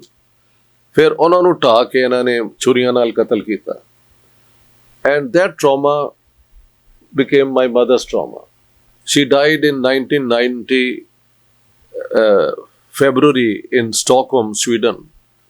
And till the last day, she would remember that as a great inhumanity. So ਇੱਕ ਤੇ ਅੰਮੀ ਵੱਲੋਂ ਇਹ ਸੀ। ਇੱਕ ਸਾਡੇ ਘਰ ਦੇ ਸਾਹਮਣੇ ਜਿਹੜੇ ਹੈ ਸਨ ਘਰ, ਉਹਨਾਂ ਦੇ ਹੇਠਾਂ ਦੁਕਾਨਾਂ ਸਨ। ਇੱਕ ਦੁਕਾਨ ਵਿੱਚ ਇੱਕ ਬੜੀ ਉਮਰ ਦਾ ਆਦਮੀ ਸੀ ਜਿਹੜਾ ਸ਼ਾਮ ਨੂੰ ਨਿਕਲ ਕੇ ਤੇ ਸਾਰੀ ਦੁਨੀਆ ਨੂੰ ਗਾਲਾਂ ਕੱਢਦਾ ਹੁੰਦਾ ਸੀ। ਔਰ ਮੈਨੂੰ ਯਾਦ ਹੈ ਕਿ ਉਹ ਮੁੰਡੇ ਆਉਂਦੇ ਸਨ, ਜਦੋਂ ਦਰਵਾਜ਼ਾ ਬੰਦ ਹੁੰਦਾ ਸੀ ਉਹਦਾ ਦਰਵਾਜ਼ਾ ਜਿਹੜਾ ਖਟਕਾ ਕੇ ਲਾਲਾ ਚੁਰੰਜੀ ਲਾਲ ਰੌਲਾ ਪਾਉਂਦੇ ਸਨ, ਉਹ ਨਿਕਲ ਕੇ ਫਿਰ ਗਾਲਾਂ ਕੱਢਦਾ ਸੀ। So that was a daily thing I was growing up seeing in front of my eyes. 1953 'ਚ ਲਾਹੌਰ ਦੇ ਵਿੱਚ ਮਾਰਸ਼ਲ ਲਾਅ ਲੱਗਾ, ਕਿਉਂਕਿ ਉੱਥੇ ਇੱਕ ਗਰੁੱਪ ਹੈਗਾ ਜਿਹਨੂੰ ਅਹਿਮਦੀ ਜਾਂ ਕਾਦੀਆਨੀ ਕਹਿੰਦੇ ਨੇ, ਜਿਨ੍ਹਾਂ ਦੇ ਬਿਲੀਫ ਆਮ ਮੁਸਲਮਾਨਾਂ ਤੋਂ ਮੁਖਤਲਿਫ ਨੇ। ਆਮ ਮੁਸਲਮਾਨ ਸਮਝਦੇ ਨੇ ਕਿ ਰਸੂਲੁੱਲਾਹ ਦੇ ਬਾਅਦ ਕੋਈ ਹੋਰ ਨਬੀ ਨਹੀਂ ਆਏਗਾ। ਉਹ ਕਹਿੰਦੇ ਨੇ ਕਿ ਉਹਨਾਂ ਦਾ ਇੱਕ ਬੰਦਾ ਹੈ, ਉਹ ਵੀ ਨਬੀ ਹੈ। ਸੋ ਇਸ ਦੇ ਉੱਤੇ ਝਗੜਾ ਹੋਇਆ। ਔਰ ਮੈਨੂੰ ਯਾਦ ਹੈ ਫੌਜੀ ਜਿਹੜੇ ਨੇ ਟਰੱਕ ਦੇ ਵਿੱਚ ਟੈਂਪਲ ਰੋਡ ਤੇ ਫਿਰਦੇ ਹੁੰਦੇ ਸਨ, ਔਰ ਮਾਰਸ਼ਲ ਲਾਅ ਸੀ, ਤੁਸੀਂ ਬਾਹਰ ਵੀ ਨਹੀਂ ਸਜਾ ਸਕਦੇ। ਤੇ ਇਸ ਤਰ੍ਹਾਂ ਹੀ ਸ਼ਾਮ ਨੂੰ ਇੱਕ ਦਫਾ ਜਦੋਂ ਟਰੱਕ ਆਇਆ ਤੇ ਉਹਨੇ ਬਾਹਰ ਨਿਕਲ ਕੇ ਗਾਲਾਂ ਕੱਢਣੀ ਸ਼ੁਰੂ ਕਰਤੀਆਂ। So the army people wanted to shoot him dead. ਉਹ ਫਿਰ ਉੱਥੇ ਕੁਛ ਇੰਟਰਵੈਂਸ਼ਨ ਹੋਈ, ਲੋਕਾਂ ਨੇ ਕਿਹਾ ਕਿ ਯਾਰ ਇਹ ਬੰਦੇ ਦਾ ਜਿਹੜਾ ਨਾ ਮੈਂਟਲ ਸਟੇਟ ਉਹ ਹਮੇਸ਼ਾ ਲਈ ਡਿਸਟਰਬ ਹੋ ਗਿਆ ਹੈ, ਕਿਉਂਕਿ ਇਹ ਬੰਦਾ, ਇਹਦਾ ਨਾਂ ਐਕਚੁਅਲੀ ਲਾਲ ਮੁਹੰਮਦ ਹੈ ਔਰ ਇਹ ਹਰਿਆਣੇ ਦਾ ਕਿਧਰੀ ਦਾ ਰਹਿਣ ਵਾਲਾ ਹੈ, Haryana, what is now Haryana. ਔਰ ਜਦੋਂ ਇਹਦੇ ਘਰ ਔਲਾਦ ਹੋਈ ਸੀ ਇੱਕ ਪੁੱਤਰ, ਤੇ ਉਹਦੀ ਬੀਵੀ ਉਦੋਂ ਹੀ ਮਰ ਗਈ ਸੀ, ਤੇ ਉਸ ਮੁੰਡੇ ਨੂੰ ਇਹਨੇ ਹੀ ਪਾਲਿਆ ਸੀ ਆਪਣੇ ਪੁੱਤਰ ਨੂੰ। 47 ਵਿੱਚ ਉਹਦੀ ਅੱਖਾਂ ਦੇ ਸਾਹਮਣੇ ਉਸ ਮੁੰਡੇ ਨੂੰ ਮਾਰਿਆ ਗਿਆ ਉਸ ਪਾਸੇ, ਤੇ ਉਹ ਫਿਰ ਫੌਜੀਆਂ ਨੇ ਉਹਨੂੰ। ਸੋ for me, from my home, I knew how non-Muslims have been mistreated, how a Muslim had been mistreated. And then as I grew up, these stories were told not only in our family but also ਸਾਡੇ temple road ਦੇ ਜਿੱਥੇ ਵੀ ਬੈਠਕਾਂ ਲੱਗਦੀਆਂ ਸਨ ਤੇ ਲੋਕ ਆਪਣੇ ਪੁਰਾਣੇ ਸਿੱਖ ਔਰ ਹਿੰਦੂ ਦੋਸਤਾਂ ਦੀ ਗੱਲਾਂ ਕਰਦੇ ਸਨ। ਉਦੋਂ ਇਹ ਟ੍ਰੈਜਡੀ ਬਾਰ-ਬਾਰ ਆਉਂਦੀ ਸੀ। ਸਾਡੇ ਤੋਂ 200 ਮੀਟਰ ਔਨ ਦ ਲੈਫਟ ਸਿੱਖਾਂ ਦੀ ਇੱਕ ਹੈ ਸੀ 6ਵੀਂ ਬਾਦਸ਼ਾਹੀ, ਇੱਕ ਗੁਰਦੁਆਰਾ ਜਿਹਦੇ ਵਿੱਚ ਨਾਰਦਰਨ ਪੰਜਾਬ ਤੋਂ ਸਰਦਾਰ ਭੱਜ ਕੇ ਉੱਥੇ ਪਨਾਹ ਲਈ ਹੋਈ ਸੀ ਉਹਨਾਂ ਨੇ ਕਿ ਹਾਲਾਤ ਠੀਕ ਹੋਣ ਤੇ ਅਸੀਂ ਬਾਰਡਰ ਕ੍ਰਾਸ ਕਰਕੇ ਇੰਡੀਆ ਜਾਈਏ। ਉਸ ਤੇ ਹਮਲਾ ਕਰਾਇਆ ਥਾਣੇਦਾਰ ਮਲਿਕ ਮਕਸੂਦ ਨੇ। ਜਿਸ ਬੰਦੇ ਨੇ ਉਹ ਹਮਲਾ ਕੀਤਾ, ਮੁਜਾਹਿਦ ਤਾਜਦੀਨ, ਉਹਦੀ ਪਿਕਚਰ ਵੀ ਉੱਥੇ ਹੈ। ਉਹਨੇ ਪੂਰਾ ਕਨਫੈਸ ਕੀਤਾ ਕਿ ਸਾਨੂੰ ਕਿਸ ਤਰ੍ਹਾਂ ਟ੍ਰੇਨ ਕੀਤਾ ਗਿਆ ਕਿ ਇਸ ਗੁਰਦੁਆਰੇ 'ਚ ਕਿਸੇ ਨੂੰ ਵੀ ਨਹੀਂ ਅਸੀਂ ਛੱਡਣਾ, we will kill them all। ਔਰ ਉਹ ਪੂਰੇ ਹਮਲੇ ਦੀ ਡਿਟੇਲ ਜਿਹੜੀ ਹੈ ਮੇਰੀ ਕਿਤਾਬ ਵਿੱਚ ਵੀ ਹੈ। ਇਸੇ ਤਰ੍ਹਾਂ while I was doing the research, ਇਹ ਐਸੀ ਇਲਾਕੇ 'ਚ ਹੀ ਹੋਣਾ ਹੈ, ਪਤਾ ਲੱਗਾ ਕਿ ਇੱਕ ਸਰਦਾਰ ਹੈ ਜਿਹਦਾ ਕਹਿੰਦਾ ਕਿ ਮੈਂ 3000 ਮੁਸਲਮਾਨ ਮਾਰੇ ਨੇ। ਫਿਰ ਅਸੀਂ ਉਹਨੂੰ ਲੱਭ ਲਿਆ ਤੇ ਉਹਨੂੰ ਜਾ ਕੇ ਮਿਲੇ, ਤੇ ਉਹ ਦੋ ਨਾਂ ਦੇ ਚੱਲਦਾ ਸਨ ਉਹਦੇ, ਰਣਜੀਤ ਸਿੰਘ ਔਰ ਅਜੀਤ ਸਿੰਘ। ਸੋ ਵੀ ਡੋਂਟ ਨੋ ਕਿ ਉਹਦਾ ਐਕਚੁਅਲ ਨਾਂ ਕੀ ਹੈ। ਤੇ ਉਹਨੇ ਜਦੋਂ ਮੈਨੂੰ ਬਿਆਨ ਦਿੱਤਾ ਤੇ ਉਹਨੇ ਕਿਹਾ, ਬਾਊ ਜੀ ਜਿਹੜਾ ਮੁਸਲਾ ਅੰਗਰੇਜ਼ੀ ਪਾਸੇ ਸੀ ਉਹਨੂੰ ਤੇ ਅਸੀਂ ਛੱਡਿਆ ਨਹੀਂ, ਤੇ ਜਿਹੜਾ ਮਲੇਰਕੋਟਲਾ ਵਾਲੇ ਪਾਸੇ ਵੜ ਗਿਆ ਤੇ ਉਹਨੂੰ ਅਸੀਂ ਹੱਥ ਨਹੀਂ ਲਾਇਆ। ਤੇ ਜਿਹੜਾ ਰੋਡ ਹੈ ਨਾ ਇਸ ਦਰਮਿਆਨ, ਆਈ ਰਿਮੈਂਬਰ, ਉਹ ਸ਼ਾਇਦ 8 ਜਾਂ 10 ਫੁੱਟ ਦਾ ਹੈ। ਸੋ the same man on this side is a legitimate target for revenge ਜੋ ਸਿੱਖਾਂ ਨਾਲ ਹਿੰਦੂਆਂ ਨਾਲ ਹੋਇਆ ਹੈ। But when he crosses into Malerkotla, then because of Guru Gobind Singh's teachings and whatever, they let him go. So all these are things। और फिर तुसी मंटो नू पढ़ो, टोबा टेक सिंह, कृष्ण चंद्र दी तुसी पढ़ो, पेशावर एक्सप्रेस, अन्नदाता और राजेंद्र सिंह बेदी दी लाजवंती, ਜਿਹੜੇ ਉਸ ਜ਼ਮਾਨੇ ਦੇ ਵੱਡੇ ਰਾਈਟਰ ਨੇ। ਹੋਰ ਤੇ ਹੋਰ ਜਿਹੜੇ ਬਾਅਦ ਵਿੱਚ ਰਾਈਟ ਵਿੰਗ ਦੇ ਵੀ ਲੋਕ ਹੋ ਗਏ, ਰਾਮਾਨੰਦ ਸਾਗਰ, ਉਹਨਾਂ ਦਾ ਇੱਕ ਬਹੁਤ ਵੱਡਾ ਨਾਵਲ ਹੈਗਾ ਔਰ ਇਨਸਾਨ ਮਰ ਗਿਆ, ਐਂਡ ਹਿਊਮੈਨਿਟੀ ਡਾਈਡ, ਜਿਹਦੇ ਵਿੱਚ very fairly he tells the story ਕਿਸ ਨੇ ਕੀ ਕੀਤਾ। So all this was in my basic mind. ਔਰ ਉਹਦੇ 'ਚ ਫਿਰ what made me write about Punjab, ਇਹ ਤੁਹਾਡਾ ਸਵਾਲ ਹੈ ਨਾ।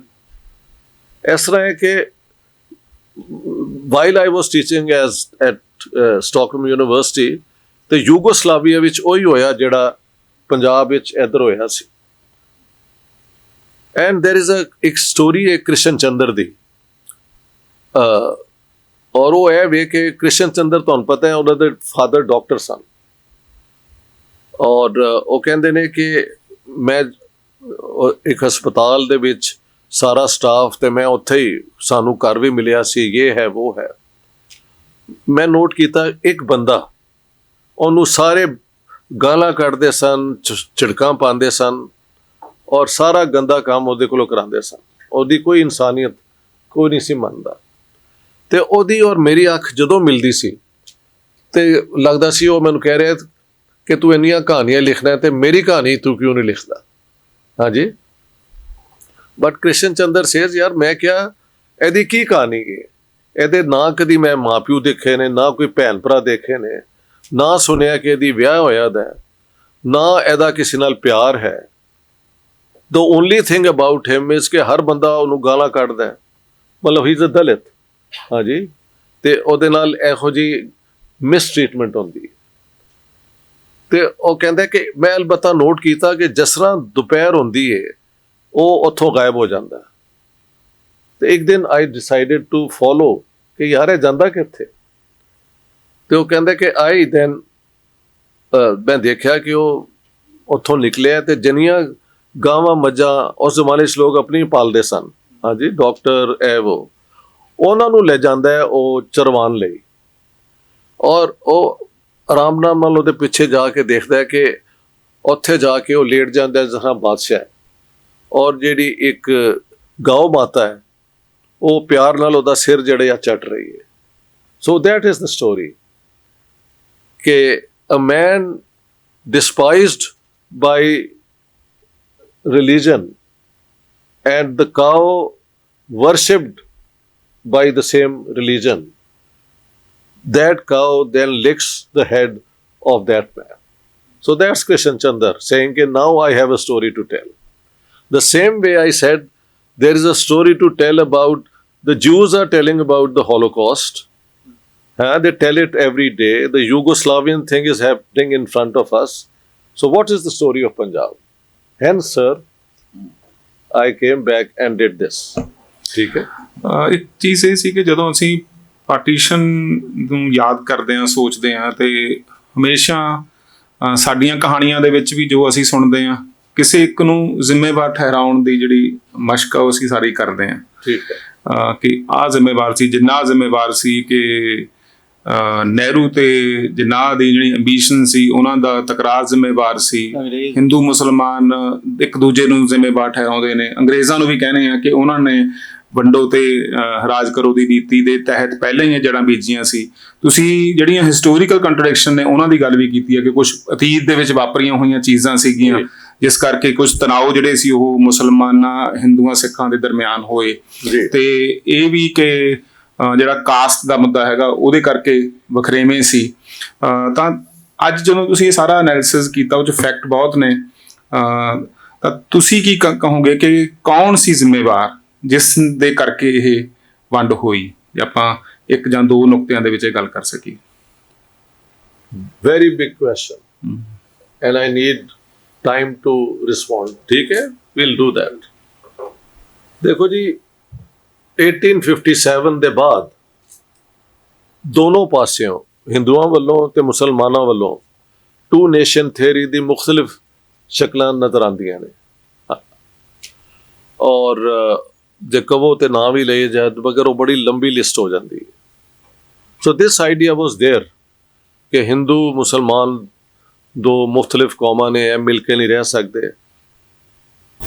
But as we come to the 1930s, ਇਹ ਆਈਡੀਆ ਜਿਹੜਾ ਹੈ ਇੰਡੀਵਿਜੂਅਲਸ ਤੋਂ ਹਟ ਕੇ ਸਿਆਸਤ ਦਾ ਮੇਨ ਸਟ੍ਰੀਮ ਹੁੰਦਾ ਜਾ ਰਿਹਾ। ਪਹਿਲੇ ਮਾਰਜਨ ਦੀ ਗੱਲ ਹੈ, ਕਿਉਂਕਿ ਵਿੱਚ ਜਿਹੜੀ ਮੂਵਮੈਂਟ ਚੱਲ ਰਹੀ ਹੈ ਫਰੀडम ਮੂਵਮੈਂਟ ਦੀ, ਉਹ ਇੰਡੀਅਨ ਨੈਸ਼ਨਲ ਕਾਂਗਰਸ ਦੀ ਹੈ, ਜਿਹੜੀ ਹਰ ਕਹਿੰਦੀ ਹੈ ਕਿ all Indians are part of the Indian nation. ਅਸੀਂ ਇੱਕ ਸੈਕੂਲਰ ਇੰਡੀਆ ਬਣਾਵਾਂਗੇ ਜਿਹਦੇ 'ਚ ਮਜ਼ਹਬ ਔਰ ਰਿਲੀਜਨ ਦੋਨੋਂ ਮੁਖਤਲਿਫ ਚੀਜ਼ਾਂ ਹੋਣਗੀਆਂ, ਉਹਨਾਂ ਦਾ ਕੋਈ ਰਿਸ਼ਤਾ ਨਹੀਂ ਹੋਏਗਾ। ਔਰਤਾਂ ਔਰ ਮਰਦਾਂ ਦੇ ਇਕੁਅਲ ਰਾਈਟਸ ਹੋਣਗੇ। ਯੂਨੀਵਰਸਲ ਅਡਲਟ ਫਰੈਂਚਾਈਜ਼ ਦੀ ਬੁਨਿਆਦ 'ਤੇ ਇਲੈਕਸ਼ਨ ਹੋਣਗੇ। ਔਰ ਹਿੰਦੁਸਤਾਨੀ ਜਿਹੜੀ ਹੈ ਉਹ ਇੰਡੀਆ ਦੀ ਨੈਸ਼ਨਲ ਜ਼ੁਬਾਨ ਹੋਏਗੀ, ਜਿਹਦੀ ਦੋ ਸਕ੍ਰਿਪਟਸ ਹੋਣਗੀਆਂ, ਦੇਵਨਾਗਰੀ ਔਰ ਜਿਹੜੀ ਉਰਦੂ ਦੀ ਹੈ, ਬੋਥ ਇਕੁਅਲ ਸਟੇਟਸ। ਔਰ ਹਰ ਪ੍ਰੋਵਿੰਸ ਨੂੰ ਹੱਕ ਹੋਏਗਾ ਕਿ ਆਪਣੀ ਜ਼ੁਬਾਨ ਵਿੱਚ ਉਹ ਪੜ੍ਹਾਈ ਲਿਖਾਈ ਕਰਾਉਣ ਔਰ ਉਹ ਆਪਣੇ ਕਾਰੋਬਾਰ ਵੀ ਕਰਨ। ਸੋ ਇਹ ਸੀ ਕਾਂਗਰਸ ਦਾ ਮਾਡਲ, ਔਰ ਉਹਨਾਂ ਦੀ ਟੱਕਰ ਬਣ ਰਹੀ ਸੀ ਅੰਗਰੇਜ਼ਾਂ ਦੇ ਨਾਲ। ਇੱਕ ਲੈਵਲ ਤੇ ਕਮਿਊਨਿਸਟ ਵੀ ਕਰਦੇ ਸਨ, ਲੇਕਿਨ British policy was very clear ਕਿ ਜਦੋਂ ਤੱਕ ਨੌਨ ਵਾਇਲੈਂਸ ਸਟਰਗਲ ਚੱਲ ਰਹੀ ਹੈ ਫਰੀडम ਦੀ, ਤੇ ਉਹਨੂੰ ਲੀਗਲੀ ਜੇਲਾਂ 'ਚ ਪਾਓ, ਇਹ ਕਰੋ। ਲੇਕਿਨ ਜਿੱਥੇ ਕੋਈ ਸੋਵੀਅਤ ਟਾਈਪ ਕਮਿਊਨਿਸਟ ਮੂਵਡ, ਉਹਦੇ 'ਚ ਫਿਰ use the full power of the state to crush, torture, ਫੜ ਲਓ, ਮਾਰ ਦਿਓ, whatever. But let this movement led by Gandhi and the rest remain as the main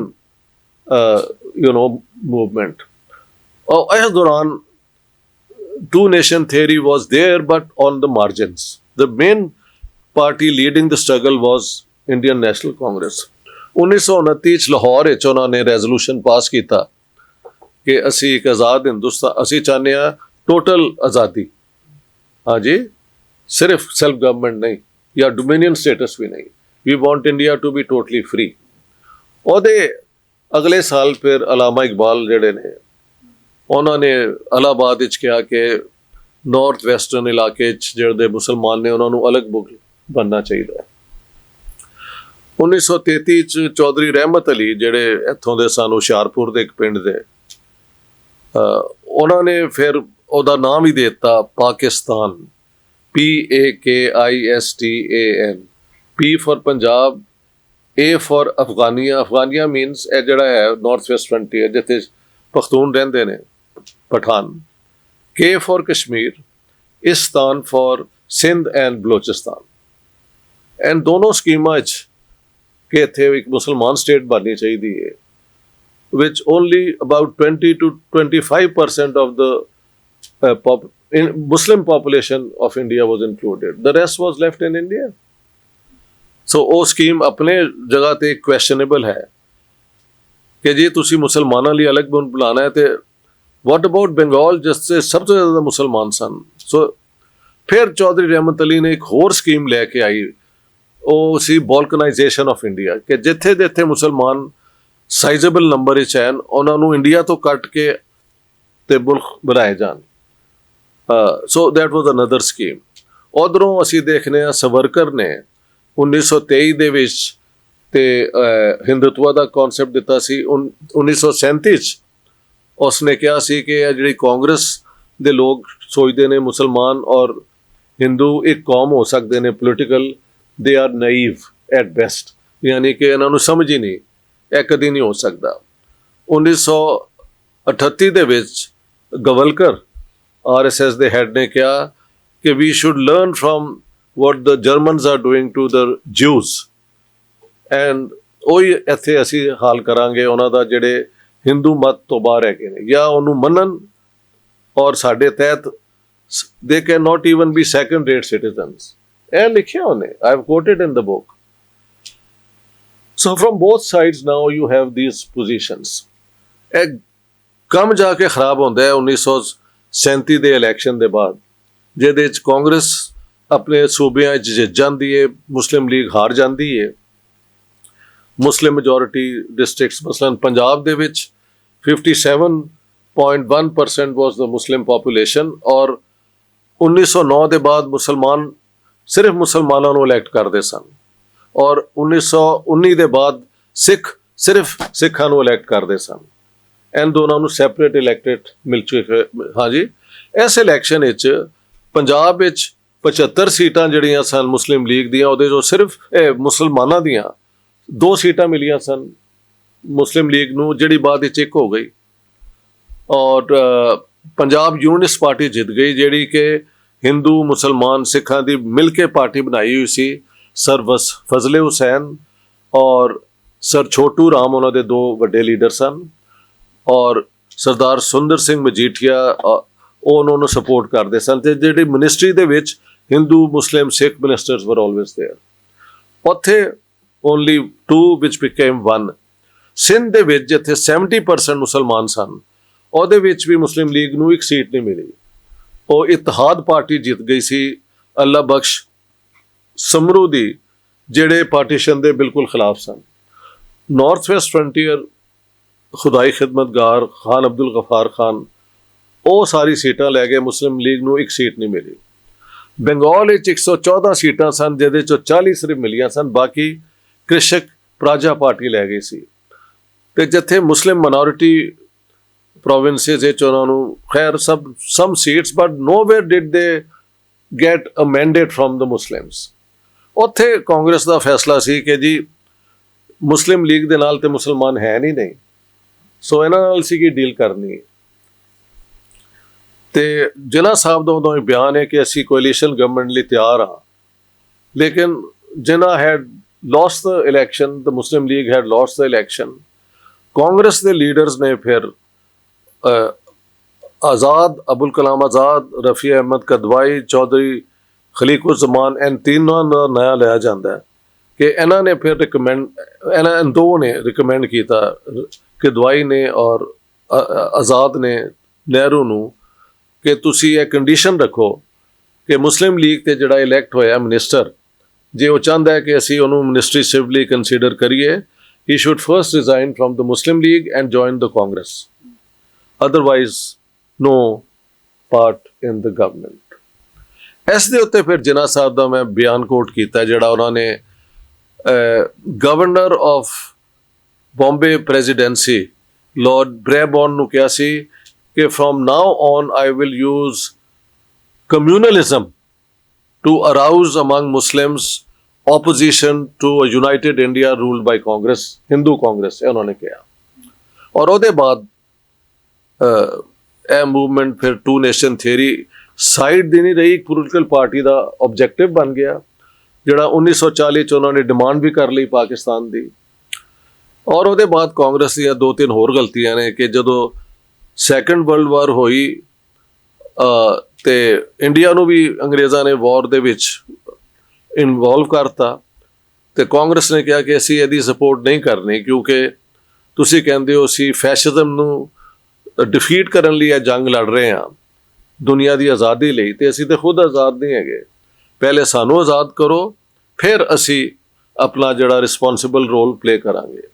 ਲੇਕਿਨ ਅੰਗਰੇਜ਼ ਜਿਹੜੇ ਨੇ ਉਹ ਇੰਡੀਆ ਦੇ ਬਗੈਰ ਇਸ ਜੰਗ ਨੂੰ ਲੜ ਨਹੀਂ ਸਨ ਸਕਦੇ। 2.5 million soldiers they were recruiting from India. So Jinnah then goes and tells Viceroy Lithgow, now you should realize the importance of the Muslim League and we will support the war effort, recruit soldiers for you. ਅਕਾਲੀਆਂ ਨੇ ਵੀ by the way ਜਾ ਕੇ ਇਹ ਕਿਹਾ ਕਿ ਅਸੀਂ ਫੌਜੀ ਤੁਹਾਡੀ ਭਰਤੀ ਕਰਾਵਾਂਗੇ, ਕਿਉਂਕਿ ਜਿਹੜੇ ਸੈਨੇ ਉਹ ਗੁਰਦੁਆਰਾ ਮੂਵਮੈਂਟ ਦੇ ਬਾਅਦ ਸਿੱਖਾਂ ਦੇ ਉੱਤੇ ਆਰਮੀ 'ਚ ਰਿਸਟ੍ਰਿਕਸ਼ਨ ਜਿਹੜਾ ਉਹਨਾਂ ਨੇ ਕੰਟਰੋਲ ਕੀਤੀ ਹੋਈ ਸੀ। ਤੇ ਫਿਰ ਅਕਾਲੀਆਂ ਨੇ ਆਰਗੂ ਕੀਤਾ ਕਿ ਅਸੀਂ ਵੀ ਤੁਹਾਡੀ ਮਦਦ ਕਰਾਂਗੇ। ਹਿੰਦੂ ਮਹਾਸਭਾ ਨੇ ਵੀ ਜਾ ਕੇ ਕਿਹਾ ਅਸੀਂ ਤੁਹਾਡੀ ਮਦਦ ਕਰਾਂਗੇ।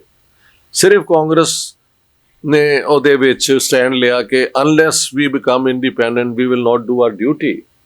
ਤੇ ਅੰਗਰੇਜ਼ਾਂ ਨੇ ਫਿਰ ਪਾਰਟੀਆਂ ਦੀ ਮਦਦ ਦੇ ਨਾਲ ਕਾਂਗਰਸ ਨੂੰ ਕਾਰਨਰ ਕੀਤਾ। ਕਾਂਗਰਸ ਨੇ ਫਿਰ ਇੱਕ ਹੋਰ, ਮੈਂ ਕਿਹਾ ਉਹਨੂੰ ਬਲੰਡਰ, ਕੁਇਟ ਇੰਡੀਆ ਮੂਵਮੈਂਟ ਸ਼ੁਰੂ ਕੀਤੀ, ਜਿਹਦੇ 'ਚ ਸਾਰੇ ਜੇਲ੍ਹ ਚਲੇ ਗਏ।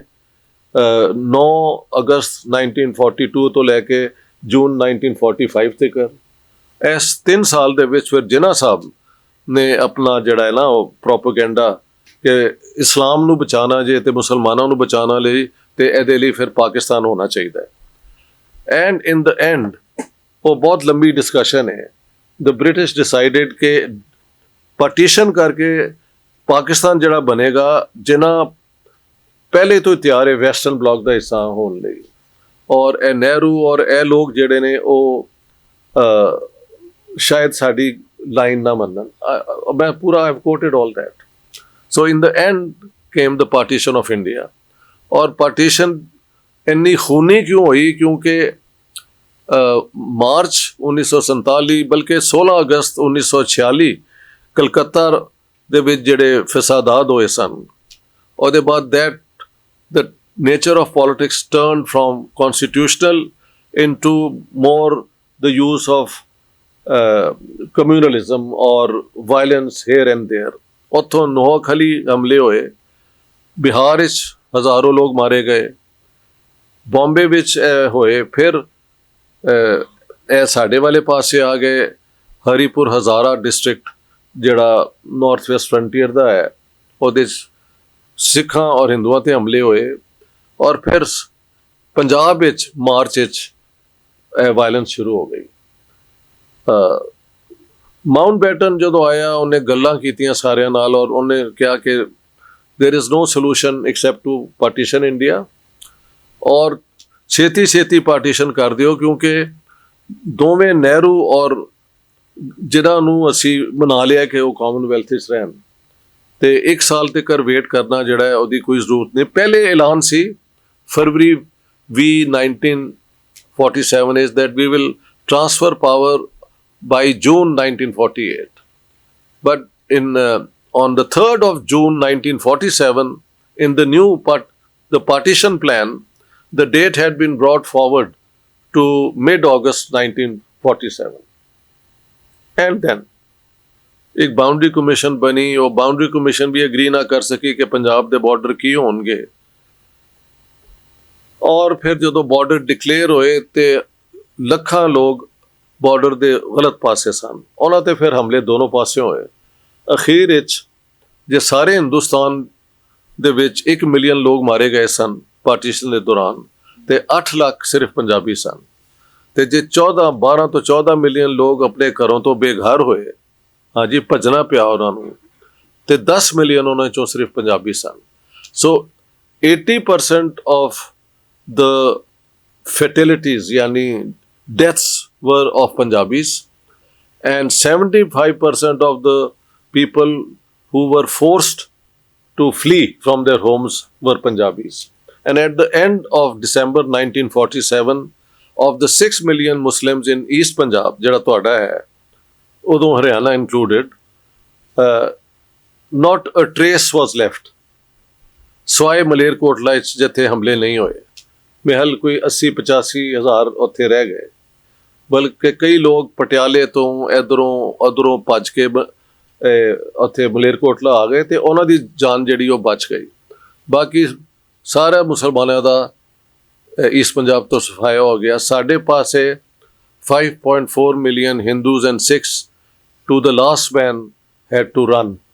और मेरे साडा एस्टिमेट है, and I have looked at the Sikh sources, Justice Khosla di stern reckoning and so on, कि 3 लाख हिंदू और सिख साढ़े वाले पासे मारे गए और 500,000 मुसलमान तुहाडे वाले पासे मारे गए। ये सारे अटैक जिहड़े ने साढ़े वालों शुरू होए मार्च विच, और हिंदुआं और सिखां ते होंदे रहे, और 2 जुलाई तो हमले मुसलमानां ते होने शुरू हो गए ईस्ट पंजाब विच। और ਇਹਦੇ ਵਿੱਚ ਹਮਲੇ ਕਿਹਨਾਂ ਨੇ ਕੀਤੇ, ਉਹਦੇ ਵਿੱਚ ਤੁਹਾਨੂੰ ਪਤਾ ਹੈ ਹੁਣ ਵੀ ਸ਼ਾਇਦ ਇੱਥੇ ਉਹ ਵੀ ਹਕੀਕਤ ਕਿ ਇੱਕ ਅੰਡਰਵਰਲਡ ਹੁੰਦਾ ਹੈ ਬਦਮਾਸ਼ਾਂ ਦਾ, ਜਿਹੜੇ ਜੂਆ ਕਰਾਉਂਦੇ ਨੇ, ਨਸ਼ਾ ਵੇਚਦੇ ਨੇ, ਉਹ ਦੇ ਆਰ ਆਲਵੇਜ਼ ਰੈਡੀ। ਉਹ ਨਾਲ ਨਾਲ ਇਹ ਚੀਜ਼ਾਂ ਪੁਲਿਸ ਨੂੰ ਪਤਾ ਹੁੰਦੀਆਂ ਨੇ, ਤੇ ਸੋ ਪੁਲਿਸ ਨੇ ਫਿਰ ਇਹੋ ਜਿਹੇ ਲੋਕਾਂ ਨੂੰ ਆਪਣੇ ਨਾਲ ਮਿਲਾਇਆ। ਰਿਟਾਇਰਡ ਫੌਜੀ ਸੈਕੰਡ ਵਰਲਡ ਵਾਰ ਦੇ ਦੋਨੋਂ ਪਾਸੋਂ ਉਹਨਾਂ ਨੇ ਹਿੱਸਾ ਲਿਆ। ਤੁਹਾਡੇ ਪ੍ਰਿੰਸਲੀ ਸਟੇਟਸ ਦੀਆਂ ਆਰਮੀਜ਼ ਨੇ ਉਹਦੇ 'ਚ ਹਿੱਸਾ ਲਿਆ। So ultimately that's the end result कि in less than 4 months more people were killed than the 6 million Jews over a period of 5 years in terms of numbers. 8 lakh कम से कम लोग मारे गए ने, हो सकता है इस तो भी ज़्यादा होन, nobody knows the body count. ठीक है। ਆਖਰੀ ਸਵਾਲ ਮੈਂ ਕਰਨਾ, ਉਸ ਤੋਂ ਬਾਅਦ ਗੁਰਮੁਖ ਉਹਨਾਂ ਵੱਲ ਜਾਵਾਂਗੇ। ਇਲੈਕਟੋਰਲ ਪੋਲਿਟਿਕਸ ਦਾ ਕਾਫੀ ਵੱਡਾ ਰੋਲ ਰਿਹਾ ਇਹ ਸਾਰੇ ਪ੍ਰੋਗਰਾਮ ਦੇ ਵਿੱਚ, ਇਹਦੇ ਜਿਹੜੀ ਕਤਲੋਗਾਰਦ ਹੋਈ ਜੀ ਜੀ। ਹੁਣ ਜਦੋਂ ਅਸੀਂ ਹਿੰਦੁਸਤਾਨ ਵੱਲ ਦੇਖਦੇ ਹਾਂ, ਤੇ ਤੁਸੀਂ ਵੀ ਹਿੰਦੁਸਤਾਨ ਵੱਲ ਦੇਖਦੇ ਰਹਿੰਦੇ ਹੋਵੋਗੇ ਠੀਕ, ਐਜ਼ ਪੋਲੀਟੀਕਲ ਸਾਇੰਟਿਸਟ ਵੀ ਤੇ ਐਕਟਿਵਿਸਟ ਦੇ ਤੌਰ ਤੇ ਵੀ, ਕਿ ਹਿੰਦੁਸਤਾਨ 'ਚ ਹੁਣ ਉਸੇ ਤਰ੍ਹਾਂ ਦੀ ਇਲੈਕਟੋਰਲ ਪੋਲਿਟਿਕਸ ਦੇ ਵਿੱਚੋਂ ਹਿੰਦੂ ਰਾਸ਼ਟਰ ਦੀ ਤੇ ਪੰਜਾਬ ਵਿੱਚ ਖਾਲਿਸਤਾਨ ਦੀ ਗੱਲ ਵੀ ਉੱਠਦੀ ਆ। ਲਗਭਗ ਉਸੇ ਤਰ੍ਹਾਂ ਦੇ ਮੁੱਦੇ ਤੇ ਉਸੇ ਤਰ੍ਹਾਂ ਦੀ ਪੋਲਰਾਈਜੇਸ਼ਨ ਜਿਹੜੀ ਹੈਗੀ ਆ ਪੰਜਾਬ 'ਚ ਹੋ ਰਹੀ ਹੈ ਜਾਂ ਭਾਰਤ 'ਚ ਹੋ ਰਹੀ ਹੈ ਜੀ। ਇਹਨੂੰ ਤੁਸੀਂ ਕਿਵੇਂ ਦੇਖਦੇ ਹੋ? ਵੈਸੇ ਤਾਂ ਇੱਕ ਮੈਂ ਸ਼ਾਇਰ ਦਾ ਉਹ ਨਾਮ ਭੁੱਲ ਗਿਆ ਤੇ ਪੂਰੀ ਕਵਿਤਾ ਵੀ ਭੁੱਲ ਗਿਆ, ਉਹਦੇ 'ਚ ਹੈ ਕਿ ਤੁਮ ਵੀ ਹਮ ਜੈਸੇ ਨਿਕਲੇ, ਬਿਲਕੁਲ ਹੈ ਨਾ, ਕਿ ਅਸੀਂ ਹੌਲੀ ਹੌਲੀ ਤੁਹਾਡੇ ਵਰਗੇ, ਜਾਂ ਕਹੀਏ ਪਾਕਿਸਤਾਨ ਦੇ ਵਿੱਚ ਜੋ ਹੋਇਆ, ਜਾਂ ਜੋ ਮੁਸਲਿਮ ਰਾਸ਼ਟਰ ਬਣਾਉਣ ਦੇ ਸਿਲਸਿਲੇ ਦੇ ਵਿੱਚ ਜਿਸ ਕਿਸਮ ਦੀ ਸਾਰੀ ਇਹ ਹਿਸਟੋਰੀਕਲ ਟ੍ਰੈਜਡੀ ਹੋਈ, ਅਸੀਂ ਉਧਰ ਨੂੰ ਜਾ ਰਹੇ ਹਾਂ। ਇਹਨੂੰ ਤੁਸੀਂ ਕਿਵੇਂ ਦੇਖ ਰਹੇ ਹੋ ਕਿ ਹਿੰਦੁਸਤਾਨ? ਮੇਰੇ ਖਿਆਲ ਨਾਲ ਇਹ ਸਾਰੀ ਇਹਦੇ ਜੋੜ ਦਵਾਂ ਥੋੜੀ ਜਿਹੀ ਗੱਲ, ਜਿਹੜੀ ਡਾਕਟਰ ਸੁਰਜੀਤ ਨੇ ਕੀਤੀ ਹੈ, ਉਹ ਆਇਸ਼ਾ ਜਲਾਲ ਨੇ ਵੀ ਕਿਤੇ ਕਹੀ ਸੀ। ਅੱਛਾ, ਕਿ ਕਿਉਂਕਿ ਧਰਮ ਜਿਹੜਾ ਉਹ ਹਿੰਦੁਸਤਾਨ ਤੇ ਪਾਕਿਸਤਾਨ ਦੇ ਬਣਨ ਦੀ ਫਾਊਂਡੇਸ਼ਨਲ ਮਿਥ ਜੀ, ਤੇ ਇਹ ਮਿਥ ਕਦੇ ਮਰ ਨਹੀਂ ਸਕਦੀ। ਅੱਛਾ, ਤੇ ਇਸ ਕਰਕੇ ਜਦੋਂ ਝਗੜੇ ਹੋਣਗੇ ਧਰਮ ਦੇ ਨਾਂ ਤੇ ਹੁੰਦੇ ਹੀ ਰਹਿਣਗੇ, ਕਿਉਂਕਿ ਤੁਹਾਡੀ ਬਣਤਰ ਦੇ ਵਿੱਚ ਹੀ ਚੀਜ਼ ਪਈ ਹੈ। ਓਕੇ। ਤੇ ਇਹ ਕਦੇ ਮਤਲਬ ਇਹ ਸਵਾਲ ਨਾਲ ਜੋੜਦੇ ਹੋਏ ਕਦੇ ਖਤਮ ਹੋ ਸਕਦੀ ਚੀਜ਼ ਜਾਂ ਕਿਉਂ ਵਧੀ ਜਾ ਰਹੀ ਹੈ? ਆਇਸ਼ਾ ਜਲਾਲ ਦਾ ਤੁਸੀਂ ਐਵੇਂ ਜ਼ਿਕਰ ਕਰ ਛੱਡਿਆ, ਬਿਕੋਜ਼ ਸ਼ੀ ਇਜ਼ ਮੈਂ ਜਾਣ ਕੇ ਕੀਤਾ ਸੀ, ਸ਼ੀ ਇਜ਼ ਦ ਮੈਨੂੰ ਪਤਾ ਤਾਂ, she is the biggest fraud in modern times when it comes to the scholars doing an honest day's work. और मैं तो ਉਹਨੂੰ I can call her a pickpocket, यानी ਉਹਦਾ level of conscience ਜਿਹੜਾ ਹੈ ਉਹ ਇੱਕ ਜੇਬ ਕੁਤਰੇ ਤੋਂ ਵੀ ਭੈੜਾ ਹੈਗਾ, ਕਿ ਉਹਨੇ ਸਾਰਾ ਜਿਹੜਾ ਜਿਨ੍ਹਾਂ ਦੀਆਂ ਸਪੀਚਸ ਨੇ ਡਿਮਾਂਡਿੰਗ ਪਾਰਟੀਸ਼ਨ, ਹਾਂ ਜੀ, ਔਰ ਬਾਰ-ਬਾਰ ਉਹਨੇ ਕਿਹਾ, ਜਿਹੜਾ ਕਹਿ ਰਿਹਾ ਕਿ ਮੈਂ ਬਾਰਗੇਨਿੰਗ ਚਿਪ ਦੇ ਤੌਰ ਤੇ, ਉਹ ਕਾਂਗਰਸ ਦੇ ਏਜੰਟਸ ਨੇ। So in her book the sole spokesman, sir what have you done now, you have spoken to me ਨਾ and I to you. So the nearest ਅੱਜ ਦਾ ਰੈਕੋਰਡ ਹੈ ਹੋਏਗਾ ਤੁਸੀਂ ਕੀ ਕਿਹਾ ਤੇ ਮੈਂ ਕੀ ਕਿਹਾ, ਤੇ ਜਿਨ੍ਹਾਂ ਦੀ ਸਾਰੀਆਂ speeches after 22 March until 15th of August 1947, none of those speeches are in her book. Haji. And from where does she then conclude that he wanted a power sharing deal? So oda na tusi le ke that's right, she is into mind reading, ਕਿ ਜਿਨ੍ਹਾਂ ਦੇ mind ਵਿੱਚ ਹੈ ਸੀ। ਸੋ if that is acceptable scholarship, then of course we can all do mind reading and you and I don't have to do research. ਠੀਕ ਹੈ ਨਾ, we already have an assumption. ਹਾਂ, ਨਹੀਂ ਉਹ ਮੇਰੇ ਖਿਆਲ ਨਾਲ ਉਹਦਾ ਤੁਸੀਂ ਐਵੇਂ ਨਾ ਲੈ ਕੇ ਮੈਨੂੰ you have put me off. ਮੈਂ ਤੇ ਕੋਸ਼ਿਸ਼ ਕਰਨਾ ਕਿ ਉਹਦਾ ਨਾਮ ਮੈਂ ਨਾ ਹੀ ਲਵਾਂ, because she is exposed so badly ਕਿ ਉਹਦਾ ਜ਼ਿਕਰ ਹੋਣਾ ਹੀ ਨਹੀਂ ਚਾਹੀਦਾ। ਮੈਂ ਤੇ ਕਿਹਾ ਉਹਨੂੰ ਜਿੱਥੇ ਮਰਜ਼ੀ ਬੁਲਾ ਲਓ ਤੇ ਉਹਨੂੰ ਕੋਈ 2 ਮਿੰਟ ਮੇਰੇ ਸਾਹਮਣੇ ਬੈਠ ਕੇ ਗੱਲ ਕਰੇ। she doesn't.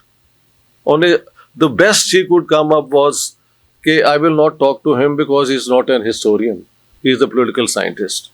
ਮੈਂ ਕਿਹਾ ਯਾਰ ਅੱਜ ਪਹਿਲੀ ਦਫਾ ਜ਼ਿੰਦਗੀ ਸੁਣਿਆ ਕਿ ਆਪਣਾ ਐਵੀਡੈਂਸ ਜਿਹੜਾ ਹੁੰਦਾ ਹੈ ਉਹ ਪੋਲੀਟੀਕਲ ਸਾਇੰਸ ਹੁੰਦਾ ਹੈ ਜਾਂ ਉਹ ਹਿਸਟਰੀ ਹੁੰਦਾ। Evidence is evidence. What the bloody hell, what sort of argument is this? Come up with a better explanation. ਸਮਝ ਗਏ ਨਾ ਤੁਸੀਂ? So I think this was a provocation.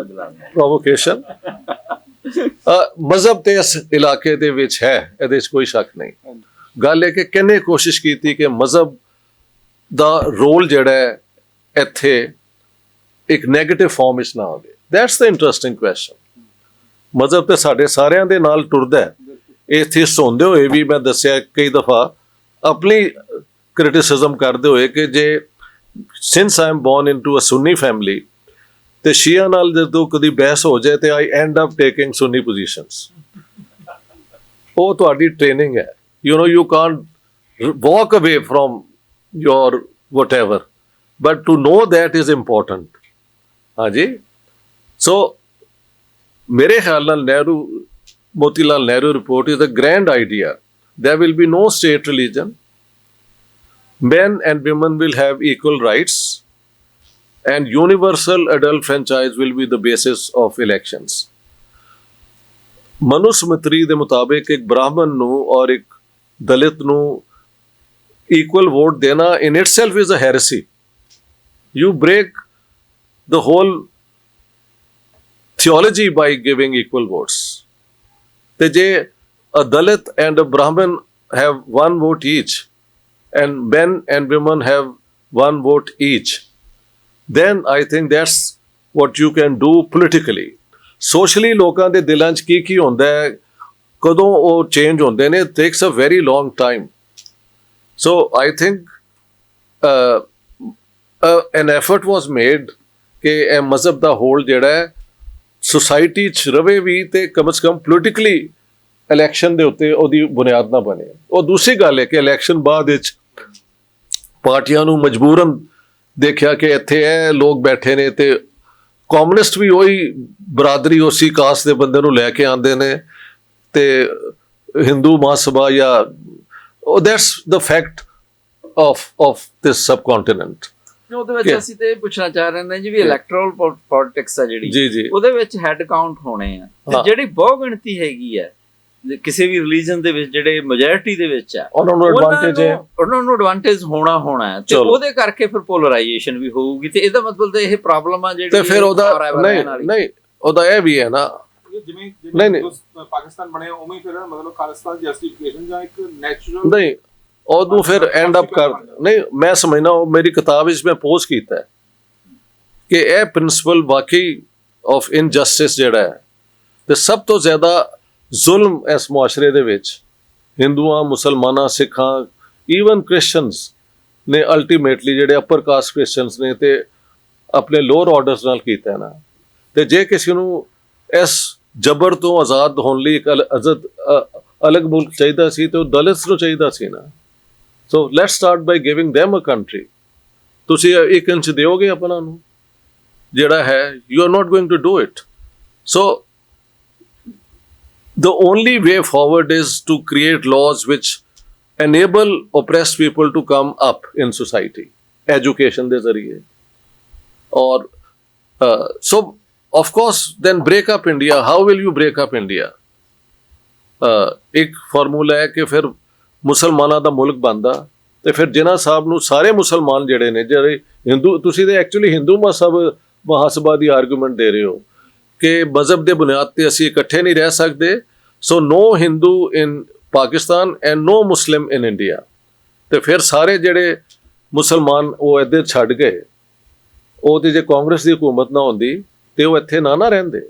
ਉਹਨਾਂ ਤੇ ਹੁਣ ਅਟੈਕ ਹੋਣੇ ਸ਼ੁਰੂ ਹੋਏ ਨੇ।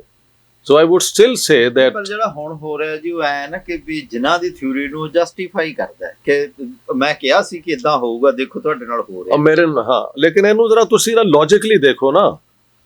ਇਹ ਸਵਾਲ ਇਹਨੂੰ ਮੈਂ ਕਹਿੰਦਾ rhetorical question. It's not a genuine question, it's a rhetorical question. ਮੈਨੂੰ ਉੱਥੇ ਆਪਣਾ ਕਰਾਚੀ ਇੱਕ ਥਿੰਕ ਟੈਂਕ ਵਿੱਚ ਰਿਟਾਇਰਡ ਐਂਬੈਸਡਰਸ ਨੇ ਕਿਹਾ ਕਿ why don't you speak about Gujarat. ਹਾਲਾਂਕਿ ਮੈਂ ਕਿਹਾ ਸੀ ਕਿ ਇਹ ਜਿਹੜੇ ਟ੍ਰੈਂਡਸ ਨੇ ਉਹ ਮਾਈਨੋਰਿਟੀਜ਼ ਦੇ ਖਿਲਾਫ ਜਾ ਰਹੇ ਨੇ, ਇਹ ਹੈ ਉਹ ਹੈ। ਤੇ ਮੈਂ ਕਿਹਾ ਜਿਨ੍ਹਾਂ ਸਾਹਿਬ ਨੇ 30 ਮਾਰਚ 1941 'ਚ ਕਾਨਪੁਰ ਦੇ ਮੁਸਲਮਾਨਾਂ ਨੇ ਜਦੋਂ ਉਹਨਾਂ ਨੂੰ ਕਿਹਾ ਕਿ ਸਰ ਜਿੱਥੇ ਤੁਸੀਂ ਪਾਕਿਸਤਾਨ ਬਣਾ ਰਹੇ ਹੋ ਤੇ ਪਹਿਲੀ ਪਾਕਿਸਤਾਨ ਹੈ। Chief minister of Frontier is a Muslim, chief minister of Punjab is a Muslim, Chief Minister of Sindh is a Muslim, Chief Minister of Bengal is a Muslim, ਔਰ ਬਲੋਚਿਸਤਾਨ ਤੇ ਹੈ ਹੀ ਸਰਦਾਰਾਂ ਦੇ ਕੋਲ। ਤੇ ਸਾਡਾ ਕੀ ਬਣੇਗਾ? ਤੇ ਜਿਨ੍ਹਾਂ ਸਾਹਿਬ said, I will make 2 crore Muslims experience martyrdom and get smashed in order to liberate 7 crore from the rule of Hindu Congress. He was willing to let go 2 millions. ਜਾਂ ਤੇ ਉਹ ਫਿਰ ਕਹਿੰਦੇ ਨਾ ਕਿ all Muslims come here, all Sikhs go. ਉਹ ਤੇ ਪੰਜਾਬ ਨੂੰ ਪੂਰਾ ਚਾਹੁੰਦੇ ਸਨ ਕਿ ਪੂਰਾ ਮਿਲ ਜਾਏ ਔਰ ਬੰਗਾਲ ਮਿਲ ਜਾਏ. ਤੇ who took the wrong position then? Okay, let's say we want ਕਿ ਮਜ਼ਹਬਾਂ ਦੀ ਬੁਨਿਆਦ ਤੇ ਹੋ ਜਾਏ, ਸਿੱਖਾਂ ਨੂੰ ਵੀ ਖਾਲਿਸਤਾਨ ਮਿਲ ਜਾਣਾ ਚਾਹੀਦਾ ਸੀ. Now the problem is, ਸਿੱਖ ਕਿੱਥੇ ਕਲੇਮ ਕਰ ਸਕਦੇ ਨੇ ਆਪਣੀ majority? They had no majority anywhere. Not even in Patiala, ਜਿੱਥੇ Maharaja was neither in Faridkot nor in Nabha and all these states. So on what principle will they get their state where they are nowhere in a majority? So what principle will you apply to create a state? If ਤੁਸੀਂ ਕਹਿੰਦੇ ਹੋ ਕਿ ਸਿੱਖਾਂ ਦੀ state ਹੋਣੀ ਚਾਹੀਦੀ ਹੈ ਤੇ ਫਿਰ ਸਾਰੇ ਮੁਸਲਮਾਨ ਉੱਥੇ ਕੱਢੋ, ਹਿੰਦੂ ਕੱਢੋ ਔਰ ਸਿੱਖ ਉੱਥੇ ਇਕੱਠੇ ਕਰੋ. Do you think that was ever going to be feasible? The way this society had evolved, ਉਹਦੇ ਵਿੱਚ unless ਯੂਰਪ ਦੇ ਵਿੱਚ ਉਹਨਾਂ ਨੇ ਜਦੋਂ ਕ੍ਰਿਸਚੈਨਿਟੀ ਦਾ ਹੋਲਡ ਆਇਆ ਤੇ ਉਹਨਾਂ ਨੇ ਕੋਈ ਟੋਲਰੇਟ ਨਹੀਂ ਕੀਤੀ ਜਿਊਸ ਦਾ ਬਾਰ-ਬਾਰ ਹਮਲੇ ਜਿਹੜੇ ਹੋਏ ਨੇ ਔਰ ਇਹ ਜਿਹੜੇ ਰੋਮਾ ਪੀਪਲ ਬਾਰ-ਬਾਰ ਹਮਲੇ ਹੋਏ ਨੇ, ਉਹਨਾਂ ਨੂੰ ਤਾਂ ਸ਼ਹਿਰਾਂ 'ਚ ਵੜਨ ਨਹੀਂ ਦਿੱਤਾ ਗਿਆ. ਹਾਂ, ਤੇ ਸਾਡੀ ਤੇ ਫਾਰਮੂਲਾ ਬੜਾ ਹੀ ਪੁਰਾਣਾ ਹੈਗਾ ਕਿ the ruler is the ruler of all. ਭਾਵੇਂ ਉਹ ਆਪਣਾ ਮੰਦਰ ਜਾਂਦਾ ਹੈ ਜਾਂ ਮਸਜਿਦ ਜਾਂਦਾ ਹੈ. ਔਰੰਗਜ਼ੇਬ ਨੇ ਜਾਂ ਕਿਸੇ ਹੋਰ ਨੇ ਜੇ ਕਦੀ ਇਸਲਾਮਿਕ ਸਟੇਟ ਬਣਾਉਣ ਦੀ ਕੋਸ਼ਿਸ਼ ਕੀਤੀ ਤੇ ਇੱਧਰ ਪੰਜਾਬ ਵਿੱਚ ਸਿੱਖ ਨੇ ਰੈਜ਼ਿਸਟੈਂਸ ਕੀਤੀ, ਉਧਰ ਮਰਾਠੇ ਉੱਠ ਗਏ ਔਰ ਮੁਗਲ ਅੰਪਾਇਰ ਖਤਮ ਹੋ ਗਈ. तो लिहाजा देर इज नो वे कि एक नीट किस्म की सिख स्टेट बन जाए where the Sikhs will be in a majority. How will you get it? The Sikhs were not even a majority in Nankana Sahib or in Amritsar also. The ਜਿਹੜੀ ਸਿੱਖਾਂ ਜਿਹੜੀ 47 ਤੋਂ ਬਾਅਦ ਰਿਹੈਬਿਲਿਟੇਸ਼ਨ ਦਾ ਸਾਰਾ ਸਿਲਸਿਲਾ ਚੱਲਿਆ, ਉਹਦੇ ਚ ਮਹਿੰਦਰ ਸਿੰਘ ਰੰਧਾਵਾ ਹੋਰਾਂ ਨੇ ਬਹੁਤ ਸਿਲੈਕਟਿਵਲੀ ਜਿਹੜੀ ਹੈਗੀ ਆ ਉਹ ਪੁਨਰਵਾਸ ਕੀਤਾ ਤੇ 7 ਜ਼ਿਲ੍ਹਿਆਂ ਦੇ ਵਿੱਚ ਸਿੱਖਾਂ ਦੀ ਬਹੁਤ ਗਿਣਤੀ ਉਸ ਤੋਂ ਬਾਅਦ ਬਣ ਗਈ. ਉਹ ਐਸੇ ਉਹਨੂੰ ਕਹਿੰਦੇ ਨੇ I have given in my book the Sikh plan. Sikh plan was made in 1945 ਔਰ ਉਹ ਪੂਰੀ ਮੈਂ ਕੋਟ ਕੀਤੀ ਹੈ ਕਿ ਜੇ ਇੱਕ ਪਾਰਟੀਸ਼ਨ ਹੁੰਦੀ ਹੈ ਇੰਡੀਆ ਦੀ ਔਰ ਫਿਰ ਪਾਕਿਸਤਾਨ ਬਣਦਾ ਹੈ ਤੇ ਅਸੀਂ we will resist it ਔਰ ਜਿੰਨੇ ਸਿੱਖ ਵਿਖਰੇ ਹੋਏ ਨੇ ਵੈਸਟ ਪੰਜਾਬ ਵਿੱਚ ਉਹਨਾਂ ਨੂੰ ਉੱਥੋਂ ਲਿਆ ਕੇ ਅਸੀਂ ਇੱਕ ਕੰਪੈਕਟ ਸਿੱਖ ਮੈਜੋਰਿਟੀ ਬਣਾਵਾਂਗੇ. ਮਗਰ ਉਹਦੇ ਵਾਸਤੇ ਕੀ ਜ਼ਰੂਰੀ ਸੀ ਕਿ ਉੱਥੋਂ ਦੇ ਸਾਰੇ ਮੁਸਲਮਾਨ ਕੱਢੇ ਜਾਣ, ਅਦਰਵਾਈਜ਼ ਇਟਸ ਨਾਟ ਪੋਸੀਬਲ. ਔਰ ਉਹੀ ਹੋਇਆ, ਸਮਝ ਗਏ ਤੁਸੀਂ. ਬਾਅਦ ਵਿੱਚ ਜਦੋਂ ਸਿੱਖ ਸੂਬੇ ਦੀ ਮੂਵਮੈਂਟ ਹੋਈ ਉਹ ਪੰਜਾਬ ਸੂਬਾ ਪੰਜਾਬ ਫਿਰ ਟੁੱਟਿਆ ਨਾ, ਹਿਮਾਚਲ ਕੁਛ ਲੈ ਗਿਆ ਤੇ ਹਰਿਆਣਾ ਕੁਛ ਲੈ ਗਿਆ.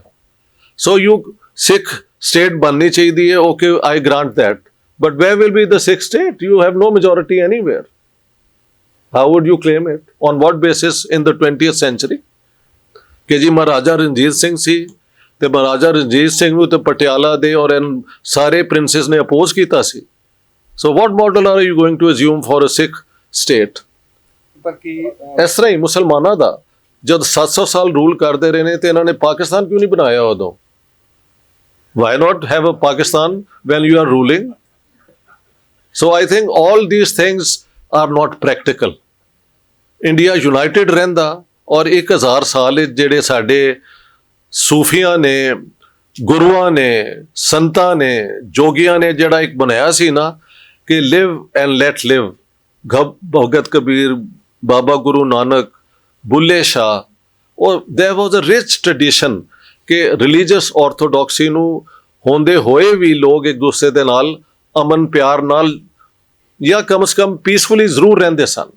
ਪਿੰਡਾਂ 'ਚ ਮੈਂ ਸੁਣਿਆ ਨਹੀਂ ਕਦੀ ਝਗੜਾ ਹੁੰਦਾ ਸੀ, ਇਹ ਸਿਰਫ ਸ਼ਹਿਰਾਂ 'ਚ ਹੁੰਦਾ ਸੀ ਕਿਉਂਕਿ ਪਿੰਡਾਂ 'ਚ ਬਜ਼ੁਰਗ ਜਿਹੜੇ ਨੇ ਉਹ ਬੈਠ ਜਾਂਦੇ ਸਨ ਔਰ ਉਹ ਉੱਥੇ ਫੈਸਲੇ ਹੋ ਜਾਂਦੇ ਸਨ ਜੇ ਕੋਈ ਛੋਟਾ ਮੋਟਾ ਪ੍ਰੋਬਲਮ ਵੀ ਹੋਵੇ.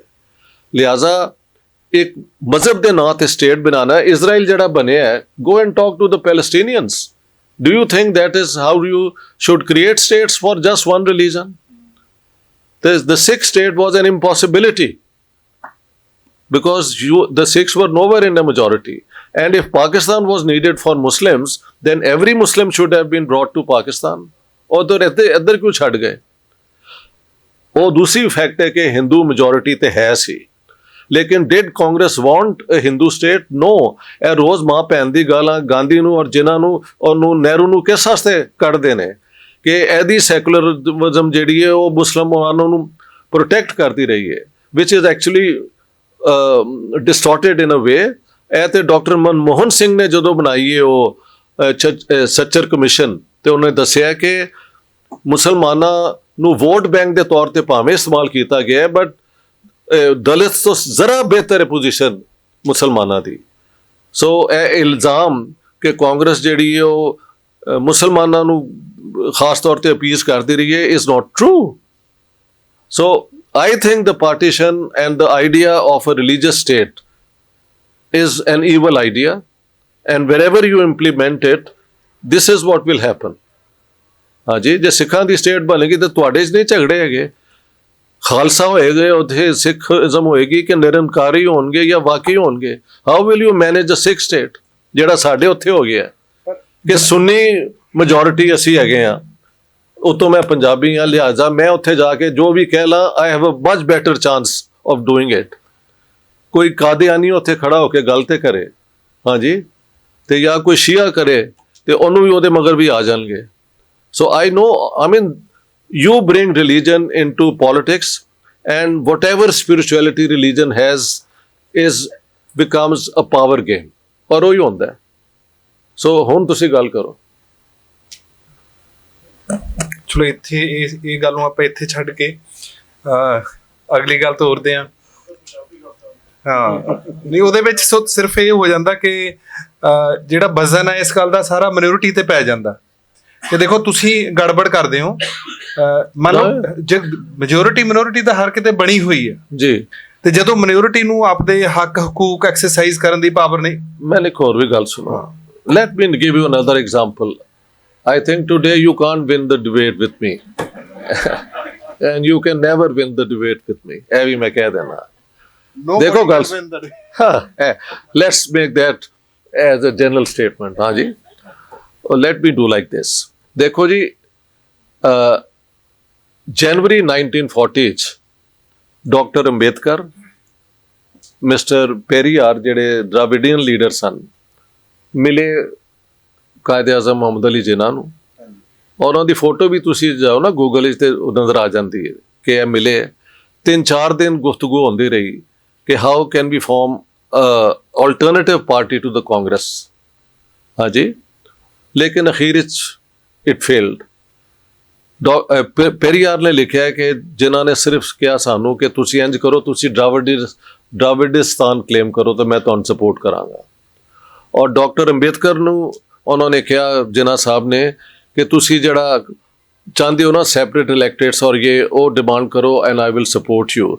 ਔਰ ਅੰਬੇਦਕਰ ਦੈਨ ਹੈਜ਼ ਰਿਟਨ, ਉਹ ਹਿੰਦੂਇਜ਼ਮ ਦੇ ਖਿਲਾਫ ਜਿਹੜਾ ਜਬਰ ਦਲਿਤ ਤੇ ਹੋਇਆ ਉਹ ਤੇ ਵੈਲ ਨੋਨ ਹੈ ਨਾ, ਬਟ ਉਹਦੇ 'ਚ ਫਿਰ ਉਹਨਾਂ ਨੇ ਲਿਖਿਆ ਕਿ the Muslim idea of brotherhood is not the brotherhood of man, but the brotherhood of believers। कि देखो, और so Periyar is rejected, Ambedkar is rejected, और जिना फिर 16, this is January, 16 ਜਨਵਰੀ ਨੂੰ ਫਿਰ ਆਪਣਾ ਮਹਾਤਮਾ ਗਾਂਧੀ ਦਾ ਇੱਕ ਖੱਤ ਹੈਗਾ ਜਿਹੜਾ ਮੈਂ ਕੋਟ ਕੀਤਾ ਹੈ, ਜਿਹਦੇ ਵਿੱਚ ਉਹ ਲਿਖਦੇ ਨੇ, my dear Quaid-e Azam, I hate to call Indians by the suffix of mister, therefore I am calling you Qaid Azam. You are the only leader of the subcontinent who can create an alternative democratic party to the Congress. You say that the Congress is a upper caste Hindu party. The Dalits, Muslims and Dravidians together can be equal number and we then compete for the freedom of India. And it is Jinnah who rejects it. So minorities should then have the responsibility to take the opportunity to come with an alternative. And Jinnah had none. ਅਖੀਰੀ ਚ ਉਹਨੇ ਅਸੀਂ ਤਾਂ ਸਮਝਦੇ ਹਾਂ ਕਿ ਉਹਨਾਂ ਨੇ ਅੱਛਾ ਭਲਾ ਇੱਥੇ ਇਸਲਾਮ ਦੀ ਜਿਹੜੀ ਪ੍ਰੈਜ਼ੈਂਸ ਸੀ ਉਹਦਾ ਸਤਿਆਨਾਸ਼ ਉਹਨੇ ਕੀਤਾ ਬਾਈ ਡਿਵਾਈਡਿੰਗ ਇੰਡੀਆ, ਔਰ ਇੱਥੇ ਮੁਸਲਮਾਨ ਛੱਡ ਗਏ।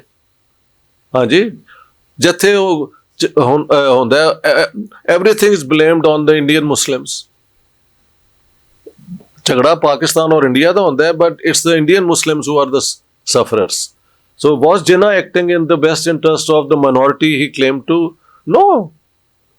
Jinnah just was acting for himself, and I tell you, ਇਹ ਸਾਰਾ ਕੁਝ ਕਰਨ ਦੇ ਬਾਅਦ ਜਦ ਕਿ 1 ਮਿਲੀਅਨ ਬੰਦਾ ਮਾਰਿਆ ਗਿਆ, 14 ਮਿਲੀਅਨ ਲੋਕ ਘਰਾਂ ਤੋਂ ਬੇਘਰ ਹੋਏ, ਤੇ ਫਿਰ as Governor General of Pakistan he sends a message to Nehru ਕਿ ਪਲੀਜ਼ ਮੇਰਾ ਜਿਹੜਾ ਘਰ ਬੰਬੇ ਵਾਲਾ ਹੈ ਨਾ ਉਹ ਤੁਸੀਂ ਐਕਵਾਇਰ ਨਾ ਕਰੋ, ਇਹਨੂੰ ਤੁਸੀਂ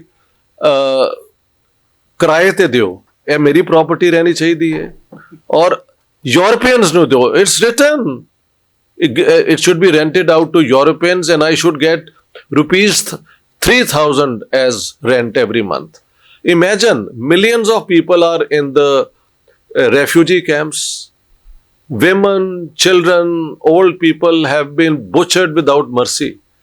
But when it came to his own beloved house in Bombay, he wanted to retain the property. So sir, I don't try with me to ਕਿ minority victimhood ਨਾ play ਕਰੋ। ਮੈਂ ਤੇ ਕਹਿ ਰਿਹਾ these leaders actually ਆਪਣੀ minority ਦੇ ਨਾਲ ਜਦੋਂ ਰੀਲਰ ਬਣਦੇ ਸਨ ਉਹਨਾਂ ਦਾ ਸਤਿਆਨਾਸ਼ ਕੀਤਾ। ਇੱਥੇ ਮਸਜਿਦਾਂ ਵੀ ਬੰਦ ਹੋ ਗਈਆਂ, ਜਿੱਥੇ ਜਾਓ ਕੁਝ ਵੀ ਨਹੀਂ ਹੈਗਾ। It's all gone, 1000 years of the Muslim presence, and Jinnah is responsible more than anyone else. ਜੇ ਹੁਣ ਆਪਾਂ ਸਮਕਾਲ ਦੇ ਵਿੱਚ ਦੇਖੀਏ ਹੁਣ ਕੀ ਵਾਪਰ ਰਿਹਾ ਜੀ, ਇਹ ਤਾਂ ਨਹੀਂ ਹੋਣਾ ਚਾਹੀਦਾ ਸੀ ਰਿਲੀਜਨ ਪੋਲਿਟਿਕਸ ਦੇ ਵਿੱਚ, ਹਨਾ। ਹੁਣ ਚਲੋ ਇਸ ਗੱਲ ਤੇ ਮੰਨਿਆ ਨਾ ਲਾਸਟ ਤੇ ਜਦ ਰਿਲੀਜਨ ਪੋਲਿਟਿਕਸ ਵਿੱਚ ਨਹੀਂ ਆਉਂਦੀ ਤੇ ਰਿਲੀਜਨ ਦੀ ਬੁਨਿਆਦ ਤੇ ਸਟੇਟਸ ਵੀ ਕਲੇਮ ਨਹੀਂ ਕੀਤੀਆਂ ਜਾ ਸਕਦੀਆਂ। ਇਹ ਵੀ ਤਾਂ ਲੌਜੀਕ ਹੈ। ਬਿਲਕੁਲ, ਸਿੱਖ ਸਟੇਟ ਵੀ ਨਹੀਂ ਤੇ ਇਸਲਾਮਿਕ ਸਟੇਟ ਵੀ ਨਹੀਂ ਤੇ ਹਿੰਦੂ ਸਟੇਟ ਵੀ ਨਹੀਂ। ਹੁਣ ਤੁਸੀਂ ਹਿੰਦੁਸਤਾਨ ਦੇ ਜਿਹੜੇ ਮੁਸਲਿਮਸ ਨੇ ਜੀ, ਜਿਹੜੇ ਆਪਦੇ ਆਪ ਨੂੰ ਇਸ ਤਰ੍ਹਾਂ ਦਬੇ ਹੋਏ ਨਪੀੜੇ ਹੋਏ ਮਹਿਸੂਸ ਕਰਦੇ ਆ, ਕਦੇ ਉਹ ਵਿੱਚੋਂ ਸਟੇਟ ਵੱਲ ਨੂੰ ਤੁਰ ਪੈਂਦੇ ਆ, ਕਦੇ ਉਹ ਕਹਿੰਦੇ ਨਹੀਂ ਅਸੀਂ ਬਹੁਤ ਚੰਗੇ ਆ, ਤੇ ਸਟੇਟ ਉਹਨਾਂ ਨੂੰ ਕਈ ਤਰੀਕਿਆਂ ਨਾਲ ਦਬਾ ਰਹੀ ਆ। ਤੇ ਤੁਸੀਂ ਕੀ ਸਮਝਦੇ ਹੋ ਉਹਨਾਂ ਕੋਲ ਕੀ ਇਸ ਸਟੇਜ ਦੇ ਵਿੱਚ ਕੀ ਓਪਰਚੁਨਿਟੀ ਆ, ਕੀ ਕਰਨ ਉਹ? ਹਾਂਜੀ, ਮੈਨੂੰ ਜਿੱਥੇ ਜਿੱਥੇ ਈਦ ਮਿਲਨ ਪਾਰਟੀ ਤੇ ਬੁਲਾਇਆ ਗਿਆ, ਜਿੱਥੇ ਹੁਣ ਅਲੀਗੜ੍ਹ ਦੀ ਮੁਸਲਿਮ ਟੀਚਰ ਜਿਹੜੀਆਂ ਨੇ ਔਰਤਾਂ, ਉਹਨਾਂ ਨੇ ਕਿਹਾ ਤੁਸੀਂ ਆ ਕੇ I am telling them please for God's sake do not put this resistance to the uniform civil code. ਇਹਨਾਂ ਨੂੰ ਬਣਾਉਣ ਦਿਓ, ਕਿਉਂਕਿ ਉਸ ਦੇ ਵਿੱਚ ਸਾਰਿਆਂ ਦੇ ਇਕੁਅਲ ਰਾਈਟਸ ਹੋਣਗੇ, ਔਰਤਾਂ ਦੇ ਵੀ ਤੇ ਮਰਦਾਂ ਦੇ ਵੀ, and that's good for Muslim women. ਦੂਸਰੀ ਗੱਲ ਇਹ ਤਿੰਨ ਜਿਹੜੇ ਉਹ ਕਹਿੰਦੇ ਨੇ ਸਾਡੇ ਹਨ, ਉਹ ਆਪਣਾ ਇੱਕ ਤੇ ਬਣ ਗਿਆ ਨਾ ਉਹ ਬਾਬਰੀ ਮਸਜਿਦ ਜਿੱਥੇ ਸੀ ਯਾਰ, ਕੀ ਨਾਂ ਹੈ ਉਹਦਾ, ਉੱਥੇ ਰਾਮ ਮੰਦਿਰ ਬਣ ਗਿਆ, ਤੇ ਉਹ ਮਥੁਰਾ ਔਰ ਕਾਸ਼ੀ ਉਹ ਵੀ ਇਹਨਾਂ ਨੂੰ ਬਣਾ ਲੈਣ ਦਿਓ। And if that satisfies them, then the Muslims should ਉਹਨਾਂ ਦੇ ਜਿਹੜੇ 3 ਕੰਪਲੇਂਟਸ ਨੇ they can be taken care of, ਤੇ ਮੁਸਲਮਾਨ ਜਿਹੜੇ ਨੇ ਫਿਰ ਉਹ they should come out of their own isolation, ਮੌਲਵੀਆਂ ਦੇ ਹੱਥੋਂ ਨਿਕਲਣ, ਐਜੂਕੇਸ਼ਨ ਵਿੱਚ ਆਉਣ, ਹਾਂਜੀ, ਔਰ ਪੜ੍ਹ ਲਿਖ ਕੇ ਜਿਹੜਾ ਉਹਨਾਂ ਦਾ ਰਾਈਟ ਹੈ ਉਹਦੇ ਲਈ ਕੋਸ਼ਿਸ਼ ਕਰਨ। So education is the way forward, and not ਔਰਤਾਂ ਨੂੰ ਆਪਣੀ ਪੜ੍ਹਾਉਣ, ਯਾਨੀ ਮੁਸਲਿਮ women generally everywhere are held back from going into higher education, so that should be brought to an end. But the tragedy is ਕਿ partition ਹੋਈ ਹੈ ਔਰ ਇਹ right wing ਹਰ ਪਾਸੇ ਜਿਹੜਾ ਹੈ ਉਹ ਉਹਦਾ ਫਾਇਦਾ ਉਠਾਉਂਦਾ ਹੈ, that I can't help. But ਜੇ ਇੰਡੀਆ partition ਨਾ ਹੁੰਦਾ ਤੇ ਹਿੰਦੂ ਚਾਹੁੰਦੇ ਵੀ, ਮਤਲਬ ਰਾਈਟ ਵਿੰਗ, ਕਿ ਇਹਨੂੰ ਹਿੰਦੂ ਸਟੇਟ ਬਣਾ ਸਕਦੇ, ਕਦੀ ਨਹੀਂ ਸੀ ਬਣ ਸਕਦਾ, ਬਿਕੋਜ਼ ਦ ਮੁਸਲਿਮਸ ਵਰ ਇਨ 2 sensitive areas of the subcontinent। 6 ਦੇ ਵਿੱਚ ਤੇ ਉਹਨਾਂ ਦੀ ਆਪਣਾ ਮਿਨਿਸਟਰੀਆਂ ਹੈਗੀਆਂ ਸਨ, ਔਰ ਫੌਜ ਦੇ ਵਿੱਚ 25% ਹੋਣ ਦੇ ਬਾਵਜੂਦ as a total population of India at that time they were 38 to 42%। ਔਰ ਪੁਲਿਸ ਦੇ ਵਿੱਚ ਅੰਗਰੇਜ਼ ਹਮੇਸ਼ਾ ਸਿੱਖਾਂ ਨੂੰ, ਮੁਸਲਮਾਨਾਂ ਨੂੰ ਔਰ ਪਸ਼ਤੂਨ ਨੂੰ ਲੈ ਕੇ ਬਾਕੀ ਜਗ੍ਹਾ ਪੋਸਟ ਕਰਦੇ ਹੁੰਦੇ ਸਨ। ਤੇ ਜਿਹਦੀ ਸਟੇਟ ਵਿੱਚ ਇੰਨੀ ਸਟਰੋਂਗ ਮੁਸਲਿਮ ਪ੍ਰੈਜ਼ੈਂਸ ਹੋਵੇ, ਉਹ ਸਟੇਟ ਕਦੀ ਇੱਕ ਮਜ਼ਹਬ ਦੀ ਸਟੇਟ ਹੋ ਹੀ ਨਹੀਂ ਸਕਦੀ। ਲਿਹਾਜ਼ਾ the partition is the tragedy, ਜਿਸ ਤਰ੍ਹਾਂ ਵੀ ਹੋਈ ਮਜ਼ਹਬ ਦੀ ਬੁਨਿਆਦ ਤੇ, and we have to live with it and fight against it.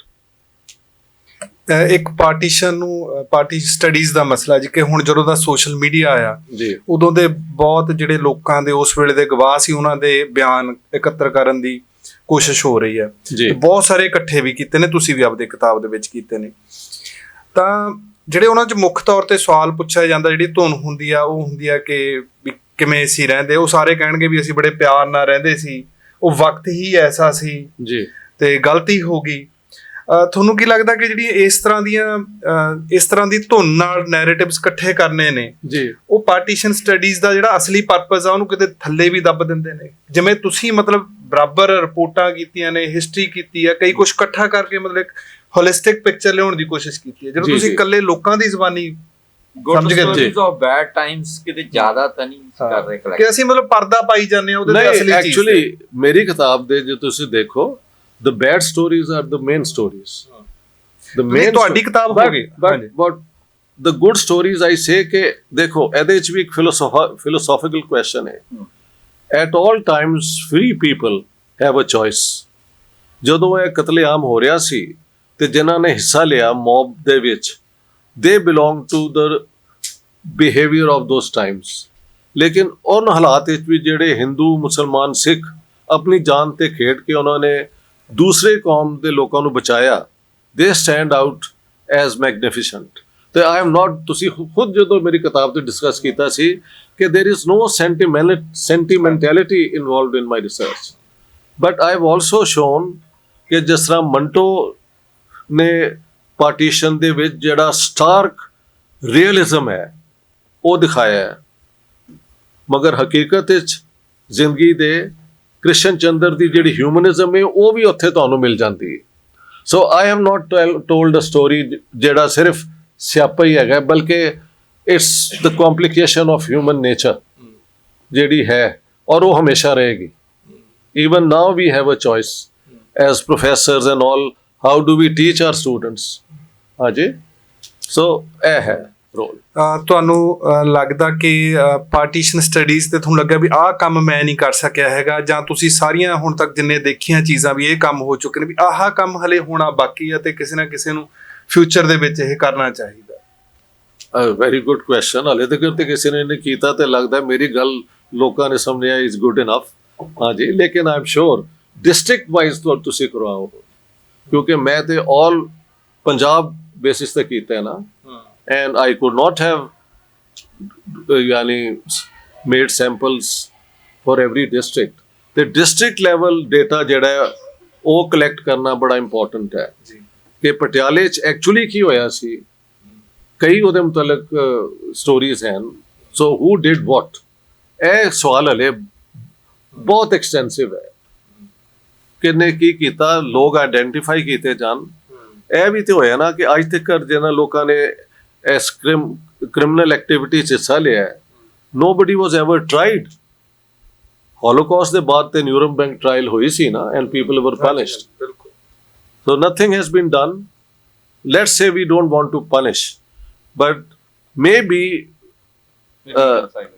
we can propose what Nelson Mandela did, ਕਿ ਜਿਹੜਾ ਮੇਰੀ ਕਿਤਾਬ ਸ਼ੁਰੂ ਵੀ ਹੁੰਦਾ ਹੈ ਕਿ the Punjab tragedies ਕੇ ਇਹਦੇ 'ਚ ਤਿੰਨੋਂ ਕਮਿਊਨਿਟੀਜ਼ ਵਿਕਟਿਮਸ ਨੇ, ਔਰ ਤਿੰਨੋਂ ਕਮਿਊਨਿਟੀਜ਼ ਜਿਹੜੀਆਂ ਨੇ they are guilty of crimes. So there is a good basis for all of them to ask for forgiveness and embrace one another. Anyway, I think scholarship ਜਿਹੜੀ ਹੈ ਨਾ ਉਹ ਸਿਰਫ facts collection ਨਹੀਂ ਹੁੰਦੀ. At the end of the day there should be some productive use of the knowledge you have created, and the productive use of knowledge is always that all human beings should be treated with equal dignity. Manu log puchde ne कि what is the principle by which you try to deal with people, and I say it is the categorical imperative Immanuel Kant ਦਾ ਹੈਗਾ, which says that treating people with respect is not a tactic, it is a duty. We all must do it. And the principle is, I should not do to others what I don't want them to do to me. ਮੈਨੂੰ ਇੱਕ ਬ੍ਰਾਹਮਣ ਨੇ ਲਿਖਿਆ ਸੀ, ਮੁੰਡੇ ਨੇ, young person, decent person, ਕਿ ਜੀ ਤੁਸੀਂ ਜਿਹੜਾ ਲਿਖਿਆ ਇੱਕ ਆਰਟੀਕਲ, ਜਿਹੜੀ ਸਾਡੇ ਹੈਗੇ ਨੇ ਵਰਕਰਸ ਪਾਕਿਸਤਾਨ, ਬੰਗਲਾਦੇਸ਼, ਇੰਡੀਆ ਦੇ ਜਿਹੜੇ ਅਰਬ ਮੁਲਕਾਂ 'ਚ, ਉਹਨਾਂ ਨਾਲ ਬਹੁਤ ਮਿਸਟ੍ਰੀਟਮੈਂਟ ਹੁੰਦੀ ਹੈ ਅਤੇ ਇਹ ਜ਼ਿਆਦਤੀ ਹੈ, ਇਹ ਹੈ, ਉਹ ਹੈ, ਅਤੇ ਇਟ ਡਜ਼ਨਟ ਇਟ ਪ੍ਰੂਵ ਕਿ ਕਾਸਟ ਸਿਸਟਮ ਤਾਂ ਫਿਰ ਸਾਰੀ ਦੁਨੀਆ 'ਚ ਹੁੰਦਾ ਹੀ ਹੈ। ਮੈਂ ਉਹਦਾ ਜਵਾਬ ਦਿੱਤਾ ਸੀ, ਯਾਰ ਓਕੇ, ਬਟ ਟੈਲ ਮੀ, ਇਹ ਜੇ ਹੁੰਦਾ ਹੈ, where would you like to be? So that's the question. So that's the way you counter this argument. ਠੀਕ ਹੈ, ਬਿਲਕੁਲ ਠੀਕ ਹੈ ਜੀ। ਹੁਣ ਸਵਾਲ ਪਹਿਲਾਂ ਹੁਣ ਟੀਚਰ ਸਰ ਸਵਾਲ ਤੁਹਾਡਾ ਹੈ ਸੀ ਸ਼ਾਇਦ ਕੋਈ। ਮੈਂ ਸੁਰਿੰਦਰ ਮੰਡ, ਪੰਜਾਬੀ ਭਾਸ਼ਾ ਵਿਕਾਸ ਵਿਭਾਗ ਤੋਂ। ਪਹਿਲੀ ਤਾਂ ਬੈਠਿਆਂ ਮੇਰੇ ਦਿਮਾਗ 'ਚ ਇਹ ਗੱਲ ਆ ਰਹੀ ਸੀ ਕਿ ਜਿਸ ਤਰੀਕੇ ਨਾਲ ਆਪਾਂ ਇਹ ਤੁਹਾਡੀ ਅੱਜ ਗੱਲਬਾਤ ਨੂੰ ਇੱਥੇ ਮੈਨੇਜ ਕੀਤਾ, ਇਹ ਮੈਨੂੰ ਤਰੀਕਾ ਬਹੁਤ ਚੰਗਾ ਲੱਗਿਆ। Thank you sir. ਹਾਂ, ਇਹਦੇ ਲਈ ਡਿਪਾਰਟਮੈਂਟ ਵੀ ਵਧਾਈ ਦਾ ਹੱਕਦਾਰ ਹੈ। ਪਹਿਲੀ ਗੱਲ ਇਹ ਆ, ਕਈ ਵਾਰ ਹੁੰਦਾ ਇੱਕ ਬੰਦਾ ਇਹ ਆਪਣੇ ਤੌਰ ਤੇ ਬੋਲਦਾ ਤੇ ਉਹ ਆਹ ਕੁਐਸਚਨ ਤੇ ਉਹਦੇ ਚੋਂ ਜ਼ਿਆਦਾ ਰੈਲੇਵੈਂਟ ਗੱਲਾਂ ਨਿਕਲੀਆਂ। ਦੂਜਾ, ਇਹ ਮੈਂ ਕਹਿਣਾ ਚਾਹੁੰਦਾ ਵੀ ਜਿਸ ਨਜ਼ਰੀਏ ਤੋਂ, ਜਿਸ ਉੱਚ ਪਾਏ ਦੀ ਲੈਵਲ ਦੇ ਨਾਲ ਤੇ ਅੱਜ ਦੇ ਪੂਰੇ ਵਰਲਡ ਦੇ ਉੱਤੇ ਆਪਾਂ ਨਿਗਾਹ ਮਾਰੀਏ, ਜੋ ਵੀ ਹੋ ਰਿਹਾ ਦੁਨੀਆ ਵਿੱਚ, ਆਪਾਂ ਉਹਨੂੰ ਰਿਪੀਟ ਕਰਨ ਦੀ ਲੋੜ ਨਹੀਂ ਹੈ। ਇਸ ਟੌਪਿਕ ਤੇ ਜਿਹੜੀਆਂ ਇੱਥੇ ਆਪਾਂ ਹਾਲ ਵਿੱਚ ਗੱਲਾਂ ਕੀਤੀਆਂ, ਇਹ ਬਹੁਤ ਜ਼ਿਆਦਾ ਕੰਮ ਦੀਆਂ ਗੱਲਾਂ ਸੀ, ਬਹੁਤ ਜ਼ਿਆਦਾ ਕੰਮ ਦੀਆਂ ਗੱਲਾਂ ਸੀ। ਅੱਛਾ ਜੀ, ਥੈਂਕ ਯੂ ਸੋ ਮਚ। ਹਾਂ, ਇਹਨਾਂ ਉੱਤੇ ਗੱਲ ਇਸ ਪੱਧਰ ਦੀ ਹੋਣੀ ਤੇ ਤੁਹਾਡੇ ਵਰਗੇ ਲਰਨਡ ਬੰਦੇ ਦੇ ਰਾਹੀਂ ਹੋਣੀ, ਇਹ ਬਹੁਤ ਵੱਡੀ ਤੇ ਖਾਸ ਗੱਲ ਹੈ। ਮਿਹਰਬਾਨੀ ਸਰ। ਤੇ ਜਿਹੜਾ ਨਿਚੋੜ ਹੈ ਆਪਣੀ ਸਾਰੀ ਗੱਲ ਦਾ, ਉਹ ਇਹ ਹੈ ਵੀ ਇੱਦਾਂ ਇਹ ਧਰਮ ਦੇ ਨਾਂ ਉੱਤੇ ਭੜਕਾ ਕੇ ਦੇਸ਼ ਬਣ ਜਾਣੇ ਤੇ ਮੁੜ ਕੇ ਚੱਲਣ ਦਾ ਆਈਡੀਆ ਸਾਰਾ ਫੇਲ ਹੈ ਸਾਡੇ ਸਾਹਮਣੇ ਹੀ ਜੀ।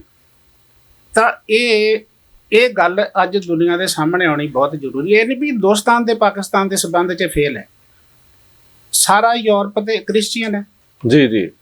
ਫਸਟ ਤੇ ਸੈਕੰਡ ਵਰਲਡ ਵਾਰ ਕਿਹਦੇ ਖਿਲਾਫ ਲੜ ਰਹੇ ਹੋ? That's right.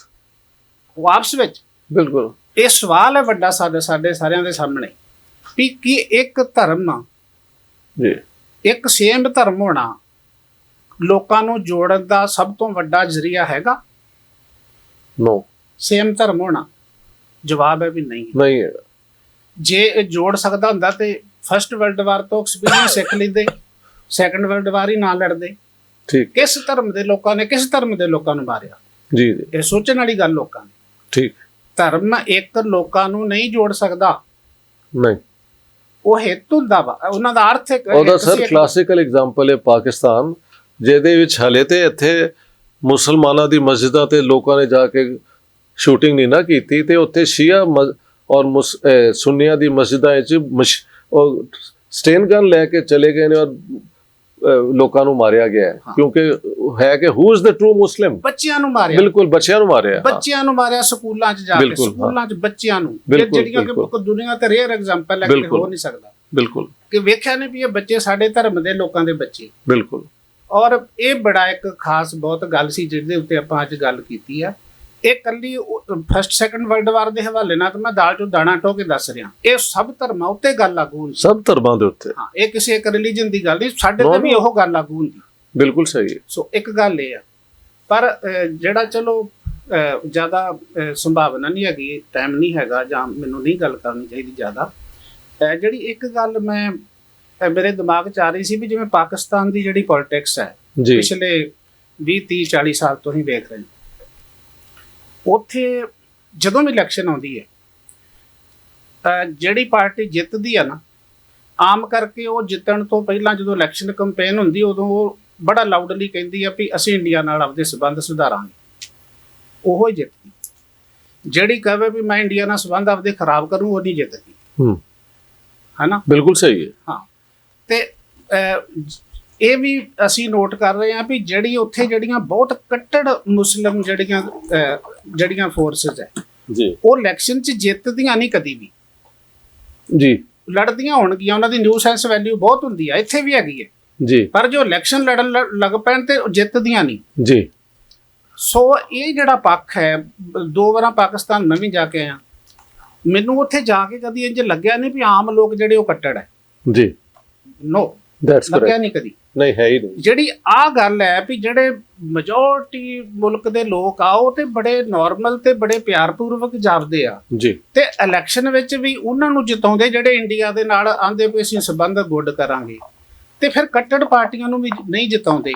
ਕਿ ਇਹਦੇ ਚੋਂ ਇਹ ਸਵਾਲ ਪੈਦਾ ਹੁੰਦਾ ਵੀ ਇਸ ਗੱਲ ਦੀ ਬੜੀ ਪਾਕਿਸਤਾਨ ਦੇ ਆਵਾਮ ਦੇ ਵਿੱਚ ਬੜੀ ਸੰਭਾਵਨਾ ਵਾ ਵੀ ਕੱਲ ਨੂੰ ਜੇ ਇਲੈਕਸ਼ਨ ਜਿੱਤਣ ਵਾਲੇ ਜਿਹੜੀਆਂ ਮਜਬੂਰੀਆਂ ਹੁੰਦੀਆਂ ਨਾ ਪਾਰਟੀਆਂ ਦੀਆਂ, ਉਹ ਥੋੜੀਆਂ ਜਿਹੀਆਂ ਆਪਣੀਆਂ ਘਟਾ ਲੈਣ ਤਾਂ ਵੀ ਇੰਡੀਆ ਪਾਕਿਸਤਾਨ ਦੇ ਸੰਬੰਧ ਨਾਰਮਲਾਈਜ਼ ਹੋ ਸਕਦੇ ਆਉਣ ਵਾਲੇ ਸਮੇਂ ਵਿੱਚ। ਉਹਦੀ ਸੰਭਾਵਨਾਵਾਂ ਮੈਨੂੰ ਬਹੁਤ ਇਸ ਗੱਲ ਦੀਆਂ ਲੱਗਦੀਆਂ ਉੱਥੋਂ ਦੇ ਆਵਾਮ ਦਾ ਜਦੋਂ ਮੈਂ ਰਿਸਪੌਂਸ ਦੇਖਦਾ ਜੀ। ਇੱਕ ਤਾਂ ਮੈਂ ਇਹ ਗੱਲ ਦਾ ਤੁਹਾਡੇ ਤੋਂ ਥੋੜਾ ਚਾਹੁੰਦਾ ਤੁਸੀਂ ਇਹਦੇ ਤੇ ਟਿੱਪਣੀ ਕਰੋ ਜੀ, ਤੇ ਦੂਜੀ ਮੈਨੂੰ ਇੰਜ ਲੱਗਦਾ ਮੇਰਾ ਹਮੇਸ਼ਾ ਇਹ ਖਿਆਲ ਰਿਹਾ ਵੀ ਜੇ ਅੱਜ ਦੀ ਤਰੀਕ ਵਿੱਚ ਵੀ ਜੀ ਹਿੰਦੁਸਤਾਨ ਤੇ ਪਾਕਿਸਤਾਨ ਆਪਸ ਵਿੱਚ ਸੰਬੰਧ ਨਾਰਮਲ ਕਿਸੇ ਵੀ ਕੀਮਤ ਤੇ ਕਰ ਲੈਣ, ਇਹਨਾਂ ਦੀ ਕਿਸੇ ਦੁਨੀਆ ਦਾ ਕੋਈ ਮੁਲਕ ਨਹੀਂ ਜਿਹਦੇ ਨਾਲ ਇਹਨਾਂ ਦੀ ਲੜਾਈ ਲੱਗ ਸਕਦੀ, ਲੱਗਣੀ ਨਹੀਂ।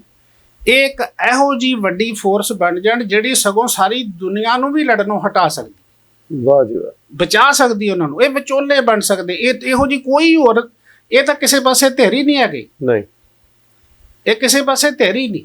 ਇਸ ਕਰਕੇ ਇਹਨਾਂ ਨੂੰ ਫਿਰ ਆਪਣੇ ਜਿਹੜਾ ਖਰਚਾ ਹੈ ਸਾਰਾ ਜੋ ਛੱਲੀ ਪੂਣੀ ਆ, ਉਹ ਸਾਰੀ ਛੱਲੀ ਪੂਣੀ ਹਥਿਆਰਾਂ ਉੱਤੇ ਖਰਚ ਕੇ ਤੇ ਭੁੱਖੀ ਨੰਗੀ ਉਧਰ ਵੀ ਦੁਨੀਆ ਬੈਠੀ ਇੱਧਰ ਬੈਠੀ ਹੈ, ਉਹਦੇ ਵੱਲ ਧਿਆਨ ਨਹੀਂ। ਇਹ ਮੈਸੇਜ ਜ਼ਰੂਰ ਜਾਣਾ ਚਾਹੀਦਾ ਵੀ ਇਹ ਜਿਹੜੇ ਨਾ ਜੀ ਬਚ ਵੀ ਸਕਦੇ, ਡਿਵੈਲਪਮੈਂਟ ਵੀ ਤਾਂ ਕਰ ਸਕਦੇ, ਸਾਰੀ ਦੁਨੀਆ ਨੂੰ ਵੀ ਤਾਂ ਬਚਾ ਸਕਦੇ ਆ ਜੀ, ਜੀ, ਜੇ ਕਿਸੇ ਵੀ ਕੀਮਤ ਤੇ ਇਹ ਬਹਿ ਜਾਣ ਸ਼ਾਂਤ ਹੋ ਕੇ ਜੀ। ਔਰ ਪਾਕਿਸਤਾਨ ਦੇ ਆਵਾਮ ਦੇ ਵਿੱਚ ਮੈਨੂੰ ਇਸ ਗੱਲ ਦੀਆਂ ਕਾਫੀ ਜ਼ਿਆਦੀਆਂ ਸੰਭਾਵਨਾਵਾਂ ਲੱਗਦੀਆਂ ਜੀ, ਜੀ। ਤੇ ਇਹਦੇ ਬਾਰੇ ਮੈਂ ਤੁਹਾਡੀ ਹਾਂ ਜੀ, ਇੱਥੋਂ ਅਸੀਂ ਅਖੀਰ ਤੋਂ ਸ਼ੁਰੂ ਕਰਨੇ ਆ ਕਿ ਪਤਾ ਨਹੀਂ ਤੁਸੀਂ ਮੇਰੇ ਵੀਡੀਓ ਦੇਖੇ ਨੇ ਜਾਂ ਨਹੀਂ, ਕੁਝ 1-2 ਸਾਲ ਤੋਂ ਮੈਂ ਅਕਸਰ ਗੱਲ ਇਹੀ ਕਰ ਰਹੇ ਹਾਂ ਕਿ ਜੇ ਇੰਡੀਆ ਔਰ ਪਾਕਿਸਤਾਨ ਆਪਣੇ ਨਾਰਮਲ ਰਿਲੇਸ਼ਨਸ ਕਰ ਲੈਣ ਤੇ ਇਹ ਇਲਾਕਾ ਅਗਲੇ 20-30 ਸਾਲ ਵਿੱਚ ਦ ਇੰਜਨ ਆਫ ਗਰੋਥ ਹੋਏਗਾ। ਇਹ ਸਾਰਾ ਰੁਕਿਆ ਹੋਇਆ ਹੈ ਇਹਨਾਂ ਦੋਨੋਂ ਦੇ ਝਗੜਿਆਂ ਦੀ ਵਜ੍ਹਾ ਨਾਲ, ਔਰ ਉਹਦਾ ਹੱਲ ਜਿਹੜਾ ਹੈ ਉਹ ਕੋਈ ਐਡਾ ਮੁਸ਼ਕਿਲ ਨਹੀਂ ਹੈ। ਇੱਕ ਤਾਂ ਹੈ ਕਿ ਟੈਰਰਿਜ਼ਮ ਜੋ ਤੱਕ ਹੋਏਗੀ ਤੇ ਕਦੀ ਇਹਨਾਂ ਦੀ ਉਹ ਨਹੀਂ ਹੋ ਸਕਦੀ। ਸੋ ਇਹ India the demand very correct I think.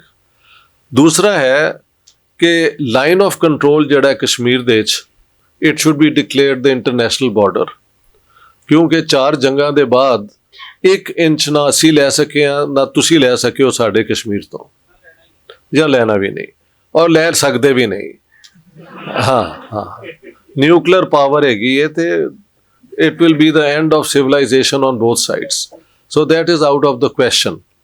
ਇਸ ਬਾਰਡਰ ਨੂੰ ਤੁਸੀਂ ਇੰਟਰਨੈਸ਼ਨਲ ਬਾਰਡਰ ਮੰਨ ਲਓ, ਲਾਈਨ ਆਫ ਕੰਟਰੋਲ ਨੂੰ, ਔਰ ਇਹਨੂੰ ਫਿਰ ਤੁਸੀਂ ਕਸ਼ਮੀਰੀਆਂ ਲਈ ਟੂ ਬਿਗਿਨ ਵਿਦ ਈਜ਼ੀ ਕਰ ਦਿਓ, ਆਣਾ ਜਾਣਾ, ਰਿਸ਼ਤੇਦਾਰੀਆਂ, ਉਹ ਵੰਡੇ ਗਏ ਨੇ ਨਾ। ਔਰ ਉਸ ਐਕਸਪੀਰੀਅੰਸ ਦੀ ਬੁਨਿਆਦ ਤੇ ਫਿਰ ਪੂਰੇ ਪੰਜਾਬ ਦਾ ਜਿਹੜਾ ਬਾਰਡਰ ਹੈ, ਸਿੰਧ ਦਾ ਬਾਰਡਰ ਰਿਲੈਕਸ ਹੋ ਸਕਦਾ ਹੈ, ਔਰ ਇੰਨੀ ਟ੍ਰੇਡ, ਇੰਨੀ ਗਰੋਥ ਹੋਏਗੀ ਇੱਥੇ ਜਿਹੜੀ ਕਿ ਹਰ ਇੱਕ ਨੂੰ ਫਾਇਦਾ ਪਹੁੰਚਾਏਗੀ। ਸੋ ਮੈਂ ਪਾਕਿਸਤਾਨ ਦੇ ਵਿੱਚ ਖਲੋ ਕੇ ਇਹ ਗੱਲ ਕੀਤੀ ਹੈ, ਔਰ ਉੱਥੇ ਸਭ everybody who was there seemed to agree with me, nobody questioned this. ਸੋ ਇਹ ਤੇ ਤੁਹਾਡਾ ਪੁਆਇੰਟ ਬੜਾ ਇੰਪੋਰਟੈਂਟ ਹੈ। ਤੁਹਾਡਾ ਪਹਿਲਾ ਪੁਆਇੰਟ ਤੇ ਅੱਜ ਸਾਰੀ ਮੇਰੀ ਗੁਫ਼ਤਗੂ ਐਸੀ ਤੇ ਹੋਈ ਹੈ ਕਿ ਮਜ਼ਹਬ ਦੀ ਬੁਨਿਆਦ ਤੇ ਜਦੋਂ ਵੀ ਕੋਈ ਤੁਸੀਂ ਸਟੇਟ ਬਣਾਓਗੇ ਜਾਂ ਰੇਸ ਦੀ ਬੁਨਿਆਦ ਤੇ, ਉਹ ਅਲਟੀਮੇਟਲੀ ਜਾਂ ਕੋਈ ਆਈਡੀਓਲੋਜੀਕਲ ਸਟੇਟ ਕਿਸੇ ਵੀ ਕਿਸਮ ਦੀ ਬਣਾਓਗੇ, ਰਾਈਟ ਦੀ ਹੋਏ ਜਾਂ ਲੈਫਟ ਦੀ ਹੋਏ, ਫਾਸ਼ਿਸਟ ਹੋ ਜਾਏਗੀ ਜਾਂ ਟੋਟੈਲੀਟੇਰੀਅਨ ਕਮਿਊਨਿਜ਼ਮ ਹੋ ਜਾਏਗੀ। So the state should be ਜਿਹੜਾ ਸਾਡਾ ਮਾਡਲ ਹੈ ਪ੍ਰੋਟੈਕਟਰ ਆਫ ਆਲ। ਬਾਕੀ ਲੋਕ ਜਿਹੜੇ ਨੇ ਉਹਨਾਂ ਦਾ ਮਜ਼ਹਬ ਹੁੰਦਾ ਹੈ, ਰੂਲਰ ਦੀ ਕੋਸ਼ਿਸ਼ ਹੋਣੀ ਚਾਹੀਦੀ ਹੈ ਸਭ ਨੂੰ ਇਕੁਅਲ ਟਰੀਟ ਕੀਤਾ ਜਾਏ। ਔਰ so secular state, democracy, keep religion out of politics. ਬਾਕੀ ਤੀਸਰਾ ਜਿਹੜਾ ਤੁਹਾਡਾ ਨਾ ਪੋਜੀਸ਼ਨ ਕਿ ਉਹ ਪਾਰਟੀ ਜਿੱਦੀ ਹੈ ਜਿਹੜੀ ਇੰਡੀਆ ਨਾਲ ਦੋਸਤੀ ਕਰਨਾ ਚਾਹੁੰਦੀ ਹੈ, ਇਹੋ ਜਿਹੀ ਕੋਈ ਪ੍ਰੂਫ ਨਹੀਂ ਹੈਗਾ ਉੱਥੇ, ਬਲਕਿ ਕਾਰਡ ਹੀ ਐਂਟੀ ਇੰਡੀਆ ਪਲੇ ਕੀਤਾ ਜਾਂਦਾ ਹੈ ਕਿ ਵੀ ਆਰ ਮੋਰ ਪੈਟਰੀਓਟਿਕ। ਔਰ ਕਿਉਂਕਿ ਉੱਥੇ ਇੱਕ ਥਿਊਰੀ ਜਿਨ੍ਹਾਂ ਸਾਹਿਬ ਛੱਡ ਗਏ ਸਨ ਕਿ ਇੰਡੀਆ ਹਰ ਵੇਲੇ ਪਾਕਿਸਤਾਨ ਨੂੰ ਖਤਮ ਕਰਨ ਲਈ ਤਿਆਰ ਹੈ। ਔਰ 71 ਵਾਰ ਦੇ ਬਾਅਦ ਤੇ ਇਹ ਉਹਨਾਂ ਦਾ ਬਿਲੀਫ ਬਣ ਗਿਆ ਕਿ ਦੇਖੋ ਬੰਗਲਾਦੇਸ਼ ਸਾਡੇ ਕੋਲੋਂ ਖੋਹ ਲਿਆ ਇਹਨਾਂ ਨੇ। Okay, so nobody in Pakistan can contest elections. ਇਹ ਤੇ ਬਲਕਿ ਜਨਰਲ ਬਾਜਵਾ ਨੇ ਕਿਹਾ ਸੀ ਕਿ ਅਸੀਂ ਇੰਡੀਆ ਨਾਲ ਨੋਰਮਲਾਈਜ਼ ਰਿਲੇਸ਼ਨਸ ਕਰਦੇ ਹੋਏ ਕਸ਼ਮੀਰ ਦੇ ਮੁੱਦੇ ਨੂੰ ਅਸੀਂ ਨਹੀਂ ਗਰਾਊਂਡ ਬਣਾਵਾਂਗੇ। ਤੇ ਇਮਰਾਨ ਖਾਨ ਦੇ ਮਿਨਿਸਟਰਸ ਨੇ ਰੌਲਾ ਪਾਤਾ ਕਿ ਨਹੀਂ, ਪਹਿਲੇ ਸੈਕਸ਼ਨ 370 ਘਟਾਓ ਤੇ ਫਿਰ ਅਸੀਂ ਗੱਲ ਕਰਾਂਗੇ। ਸੋ ਪੋਲੀਟੀਸ਼ੀਅਨਸ ਇਨ ਪਾਕਿਸਤਾਨ, ਮਗਰ ਦ ਥਰਡ ਲੈਵਲ ਲੋਕਾਂ ਦੇ ਵਿੱਚ ਇਹ ਪ੍ਰੋਪੇਗੈਂਡੇ ਦੀ ਕੋਈ ਜਗ੍ਹਾ ਨਹੀਂ ਹੈਗੀ। ਜਿੰਨੇ ਹਿੰਦੂ ਸਿੱਖ ਹਲੇ ਤੱਕ ਗਏ ਨੇ ਲਾਹੌਰ ਜਾਂ ਪੰਜਾਬ, ਰਾਵਲਪਿੰਡੀ, ਜਿਹੜੀ ਵੀ ਮੈਨੂੰ ਖਬਰਾਂ ਨੇ, ਲੋਕਾਂ ਨੇ ਘਰ ਖੋਲ੍ਹਤੇ ਨੇ। ਹਾਂਜੀ, ਰਿਕਸ਼ੇ ਡਰਾਈਵਰ ਪੈਸੇ ਨਹੀਂ ਲੈਂਦੇ, ਛਾਬੜੀ ਵਾਲੇ ਕਹਿੰਦੇ ਨੇ ਭੈਣ ਜੀ ਲਾਲਾ ਜੀ ਤੁਸੀਂ ਇਹ ਲੈ ਲਓ। ਪੁਰਾਣੇ ਘਰ ਦੇ ਜਦੋਂ ਲੋਕ ਜਾਂਦੇ ਨੇ, ਲੋਕ ਕਹਿੰਦੇ ਨੇ ਤੁਸੀਂ ਆ ਕੇ ਇੱਥੇ ਰਹੋ, ਕਿਸੇ ਹੋਰ ਹੋਟਲ 'ਚ ਨਹੀਂ ਰਹਿਣਾ। So at the level of people this wishes two nation theory, hatred of Hindu and so on has no roots। State ਜਿਹੜਾ ਪ੍ਰੋਜੈਕਟ ਹੈ ਸਾਡਾ ਉਹ ਹੈ ਹੀ ਇਸ ਦੇ ਉੱਤੇ ਬੇਸਡ, ਲੇਕਿਨ ਉਹਦੇ 'ਚ ਵੀ ਅਸੀਂ ਆਰਗੂ ਕੀਤਾ ਹੈ ਪਾਕਿਸਤਾਨ ਗੈਰੀਜ਼ਨ ਸਟੇਟ ਵਿੱਚ ਕਿ 4 ਜੰਗਾਂ ਤੇ ਪਾਕਿਸਤਾਨ ਨੇ ਸ਼ੁਰੂ ਕੀਤੀਆਂ ਨੇ। So how can India be threatening Pakistan's existence when you start 4 wars? Once again, it makes no sense. So I don't think the Indians are stupid ਕਿ ਇੰਨੇ ਜ਼ਿਆਦਾ ਮੁਸਲਮਾਨ ਵਾਪਸ ਲੈਣ ਤੇ ਜਿਹੜੇ ਹਨ ਉਹਨਾਂ ਨਾਲ ਉਹਨਾਂ ਦਾ ਗੁਜ਼ਾਰਾ ਨਹੀਂ ਹੋ ਰਿਹਾ ਤੇ ਅਸੀਂ ਜੇ ਵਾਪਸ ਆ ਜਾਏ ਤੇ ਤੁਹਾਡਾ ਕੀ ਬਣੇਗਾ ਇਹ ਦੱਸੋ। ਸੋ ਦੈਟਸ ਵਾਟ ਆਈ ਮੀਨ ਕਿ ਮੈਂ ਯੈਸ ਦੈਟਸ ਰਾਈਟ ਐਗਜ਼ੈਕਟਲੀ ਕਿ ਇਹ ਹਿਸਟਰੀ ਨੇ ਜਿਹੜੀ ਲਾਈਨ ਡਰਾ ਕਰਤੀ ਹੈ, ਇਹ ਫਿਲਹਾਲ I think is the future of the sub continent only. It should not be the basis ਕਿ ਉੱਧਰ ਵੀ ਤੁਹਾਡੀ ਆਰਮੀਜ਼ ਨੇ, ਸਾਡੀ ਵੀ ਆਰਮੀਜ਼ ਨੇ। ਔਰ ਮੈਨੂੰ ਦੱਸਦੇ ਨੇ ਲੋਕ, ਕਿਉਂਕਿ ਦੇਖੋ ਜੀ ਇਨਸਾਨ ਜਿਹੜਾ ਉਹ ਬੁਨਿਆਦੀ ਤੌਰ ਤੇ ਤਮਾਸ਼ਬੀਨ ਵੀ ਤੇ ਹੈ ਨਾ, ਕਿ ਇਹ ਜਿਹੜੇ ਵਾਗੇ ਹਟਾਰੀ ਤੇ ਉਹ ਮਾਰਦੇ ਨਾ, ਉਹਦੇ ਬਾਅਦ ਇੱਕ ਦੂਸਰੇ ਨਾਲ ਚਾਹ ਪੀ ਰਹੇ ਹੁੰਦੇ ਨੇ, ਸਿਗਰਟਾਂ ਲੈ ਰਹੇ ਹੁੰਦੇ ਨੇ, ਸਾਰਾ ਕੁਝ ਹੋ ਰਿਹਾ ਹੁੰਦਾ। So this is just a theatre. ਉਹੀ ਨਾ, ਤੇ ਫਿਰ ਤੁਸੀਂ ਅੰਦਾਜ਼ਾ ਲਾਓ। ਇੱਕ ਹੋਰ ਗੱਲ ਤੁਹਾਨੂੰ ਮੈਂ ਦੱਸ ਜਾਵਾਂ, ਇਹ ਸਾਡੀ ਮਿਲਟਰੀ ਜਿਹੜੀ ਹੈ ਉਹ ਇਸ ਵੇਲੇ ਪਾਕਿਸਤਾਨ ਦੀ ਸਭ ਤੋਂ ਵੱਡੀ ਹੈ real estate developer. Best localities Lahore ਦੀਆਂ, ਸਿਆਲਕੋਟ, ਗੁਜਰਾਂਵਾਲਾ, ਗੋ ਐਵਰੀਵੇਅਰ। ਜਿੱਥੇ ਤੁਹਾਡੀ ਬੈਸਟ ਲੋਕੈਲਿਟੀਜ਼ ਹੋਣ ਉਹ ਤੇ ਬਾਰਡਰ ਤੋਂ ਬਹੁਤ ਦੂਰ ਹੋਣੀ ਚਾਹੀਦੀਆਂ ਨੇ। You can't bring the border to India if you really are serious ਕਿ ਇੱਕ ਜੰਗ ਹੋਏਗੀ। ਸੋ ਨੋ, ਐਵਰੀਬॉडी ਨੋਜ਼ ਕਿ ਜੰਗ is out of the question. But ਜੰਗ ਕਿਉਂਕਿ ਨਿਊਟਰਲ ਵੈਪਨਸ ਨਾਲ ਨਹੀਂ ਹੋ ਸਕਦੀ, small scale warfare through terrorism ਹੋ ਸਕਦੀ ਹੈ। ਜਦੋਂ ਤੱਕ ਉਹ ਹੁੰਦਾ ਰਹੇਗਾ ਤੇ ਇੰਡੀਆ ਵਿਲ ਨੈਵਰ ਐਗਰੀ, ਕਿਉਂਕਿ ਇੰਡੀਆ ਦਾ ਤੇ ਇਸ ਵੇਲੇ ਅਪਰ ਹੈਂਡ ਹੈ ਨਾ। ਉਹ ਕਹਿੰਦੇ ਸਾਡੀ ਇਕਨੋਮੀ ਚੱਲ ਰਹੀ ਹੈ, ਤੁਸੀਂ ਫੇਲ ਹੋ ਗਏ ਹੋ, ਵਾਈ ਸ਼ੁੱਡ ਵੀ। ਤੇ ਉਹਨਾਂ ਨੂੰ ਕਨਵਿੰਸ ਕਰਨ ਲਈ ਆਈ ਹੈਵ ਟੂ ਗ੍ਰਾਂਟ ਕਿ ਪਾਕਿਸਤਾਨ ਵਿੱਚ ਜਿਹੜੀ ਇਹੋ ਜਿਹੀ ਤਨਜ਼ੀਮਾਂ ਨੇ ਉਹ ਖਤਮ ਹੋਣਗੀਆਂ ਤੇ then may be in India ਉਹਨਾਂ ਨੂੰ ਤਾਂ ਫਾਇਦਾ ਨਾ, ਉਹਨਾਂ ਦੀ ਟ੍ਰੇਡ ਸਾਰੇ ਸੈਂਟਰਲ ਯੂਰਪ, ਏਸ਼ੀਆ ਤੋਂ ਹੁੰਦੇ ਹੋਏ ਯੂਰਪ ਬਾਈ ਰੋਡ ਜੇ ਚੱਲੇ ਤੇ ਉਹਨਾਂ ਦੇ ਕਿੰਨਾ ਖਰਚਾ ਘਟ ਜਾਂਦਾ ਹੈ। So everybody is the gainer. ਠੀਕ ਹੈ ਜੀ। ਪ੍ਰੋਫੈਸਰ ਜੀਸ਼, two questions. ਜੀ। One is that Hinduism as it has come to be increasingly understood ਜੀ। is the construction of the 20th century. Quite. If you look at the civilization formation of the Indo-Gangetic Plain. जी Hinduism as such is not a Muslim. ठीक है. Would that mean that the tactical errors of Congress that were responsible for the making of Muslim communalism ultimately are to be blamed for the rise of Hindu communalism also? And secondly, democracy historically has changed. Yes, We right. cannot take it for granted. Quite. And in the last few years, many persons have argued that democracy is now in eclipse or in retreat. Ji Do you think there is a possibility of reinventing democracy in the coming decades? Well, that's a beautiful question. First of all, the first question. मेरे ख्याल नाल all religions were reconstructed in the 20th century. That's the main thing. What I've argued is in the pre-modern era, because of the Sufi influence, Sikh Gurumati teachings, ultimately people could manage to live together, if not in great love, but peacefully. There is no evidence कि रोज झगड़े होंदे सन, ये होंदा सी, वो होंदा सी. When the 20th century came and the British came, along with them came the Christian churches. हाँ जी. और ਜਦੋਂ ਤੱਕ ਉਹ ਕਨਵਰਸ਼ਨਸ ਜਿਹੜੀਆਂ ਨੇ ਲੋਅਰ ਆਰਡਰਸ ਤੋਂ ਹੁੰਦੇ ਰਹੀਆਂ, nobody minded it. ਤੇ ਜਦੋਂ ਬ੍ਰਾਹਮਣ ਵੀ ਕ੍ਰਿਸਚਨ ਹੋ ਗਏ, ਮਸਲਨ ਬੈਨਰਜੀਜ਼, ਮੁਖਰਜੀਜ਼, ਬੰਗਾਲ ਦੇ, if you check, they are actually Christians who came and started teaching in Punjab and Lahore Government College or Europe. और Maharaja of Kapurthala converted to Christianity. हाँ जी.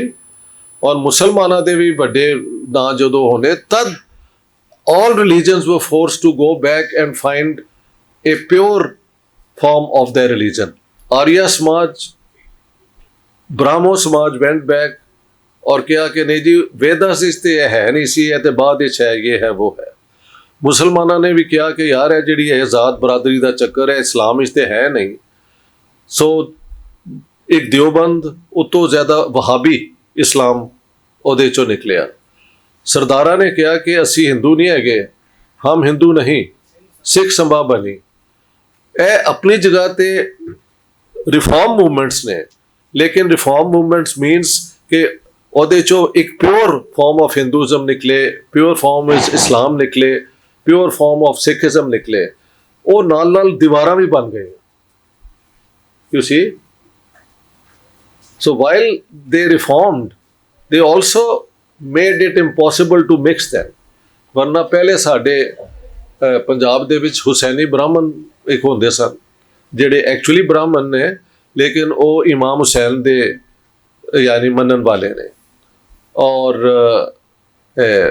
ਮੈਂ ਆਪਣਾ ਸੈਂਸਸ ਰਿਕਾਰਡ ਵਿੱਚ ਪੜ੍ਹਿਆ, ਨਾਨਕ ਮੁਹੰਮਦ ਨਾਮ ਮੁਸਲਮਾਨਾਂ ਦਾ ਹੁੰਦਾ ਸੀ. ਹਾਂਜੀ. ਸੋ ਇਸ ਕਿਸਮ ਦੀਆਂ ਆਮ ਸੁਸਾਇਟੀ ਚੀਜ਼ਾਂ ਹੋ ਰਹੀਆਂ ਸਨ. ਔਰ ਉੱਥੇ ਜਿਹੜੇ ਟੀਚਰ ਸਨ ਜ਼ਿਆਦਾਤਰ ਪੰਜਾਬ ਦੇ ਵਿੱਚ ਮੋਸਟਲੀ ਬ੍ਰਾਹਮਣ ਔਰ ਖੱਤਰੀਜ਼. ਆਈ ਹੈਵ ਗਿਵਨ ਮੈਨੀ ਐਗਜ਼ਾਮਪਲ ਜਿਹੜੇ ਸਕੂਲ ਖਤਮ ਹੋਣ ਦੇ ਬਾਅਦ ਜਾ ਕੇ ਮੁਸਲਮਾਨ ਮੁੰਡਿਆਂ ਨੂੰ ਇਕੱਠਾ ਕਰਕੇ ਖੂਹਾਂ 'ਤੇ ਫ੍ਰੀ ਜਾ ਕੇ ਪੜ੍ਹਾਉਂਦੇ ਵੀ ਸਨ. ਔਰ ਉਹਨਾਂ ਨੇ ਸਾਰਿਆਂ ਨੇ ਕਿਹਾ ਕਿ ਦੇ ਵਰ ਸੈਂਟਲੀ ਪੀਪਲ. ਸੋ ਇਹ ਡੀਮੋਨਾਈਜੇਸ਼ਨ ਹੋ ਜਾਂਦੀ ਹੈ ਨਾ. You create one evil character but what are the facts. ਇਸ ਤਰ੍ਹਾਂ ਹੀ ਤੁਸੀਂ ਦੇਖੋਗੇ 15 ਅਗਸਤ 1947 ਵਿੱਚ ਮੁਸਲਮਾਨ ਕੁੜੀਆਂ ਨੂੰ ਅੰਮ੍ਰਿਤਸਰ ਵਿੱਚ ਨੰਗਾ ਕਰਕੇ ਤੇ ਮਾਰਚ ਕਰਾਇਆ ਗਿਆ. ਤੇ ਆਈ ਮੈਟ ਅ ਜੈਂਟਲਮੈਨ ਰਿਪੂ ਦਮਨ ਸਿੰਘ. ਉਹਨਾਂ ਨੇ ਕਿਹਾ ਕਿ ਉਦੋਂ ਤੱਕ ਆਈ ਵਾਜ਼ ਅ ਸਰਦਾਰ, ਮਗਰ ਜਦੋਂ ਮੈਂ ਇਹ ਦੇਖਿਆ ਸਰਦਾਰਾਂ ਨੂੰ ਕਰਦੇ ਹੋਏ ਤੇ I became a member of the Communist Party. ਤੇ ਲੋਕਾਂ ਦੇ ਇਹ ਇਸ ਕਿਸਮ ਦੀ ਐਕਟੀਵਿਟੀਜ਼ ਵੀ ਹੋਈਆਂ ਨੇ. So I would say that modernity brought ideas of equality and rights.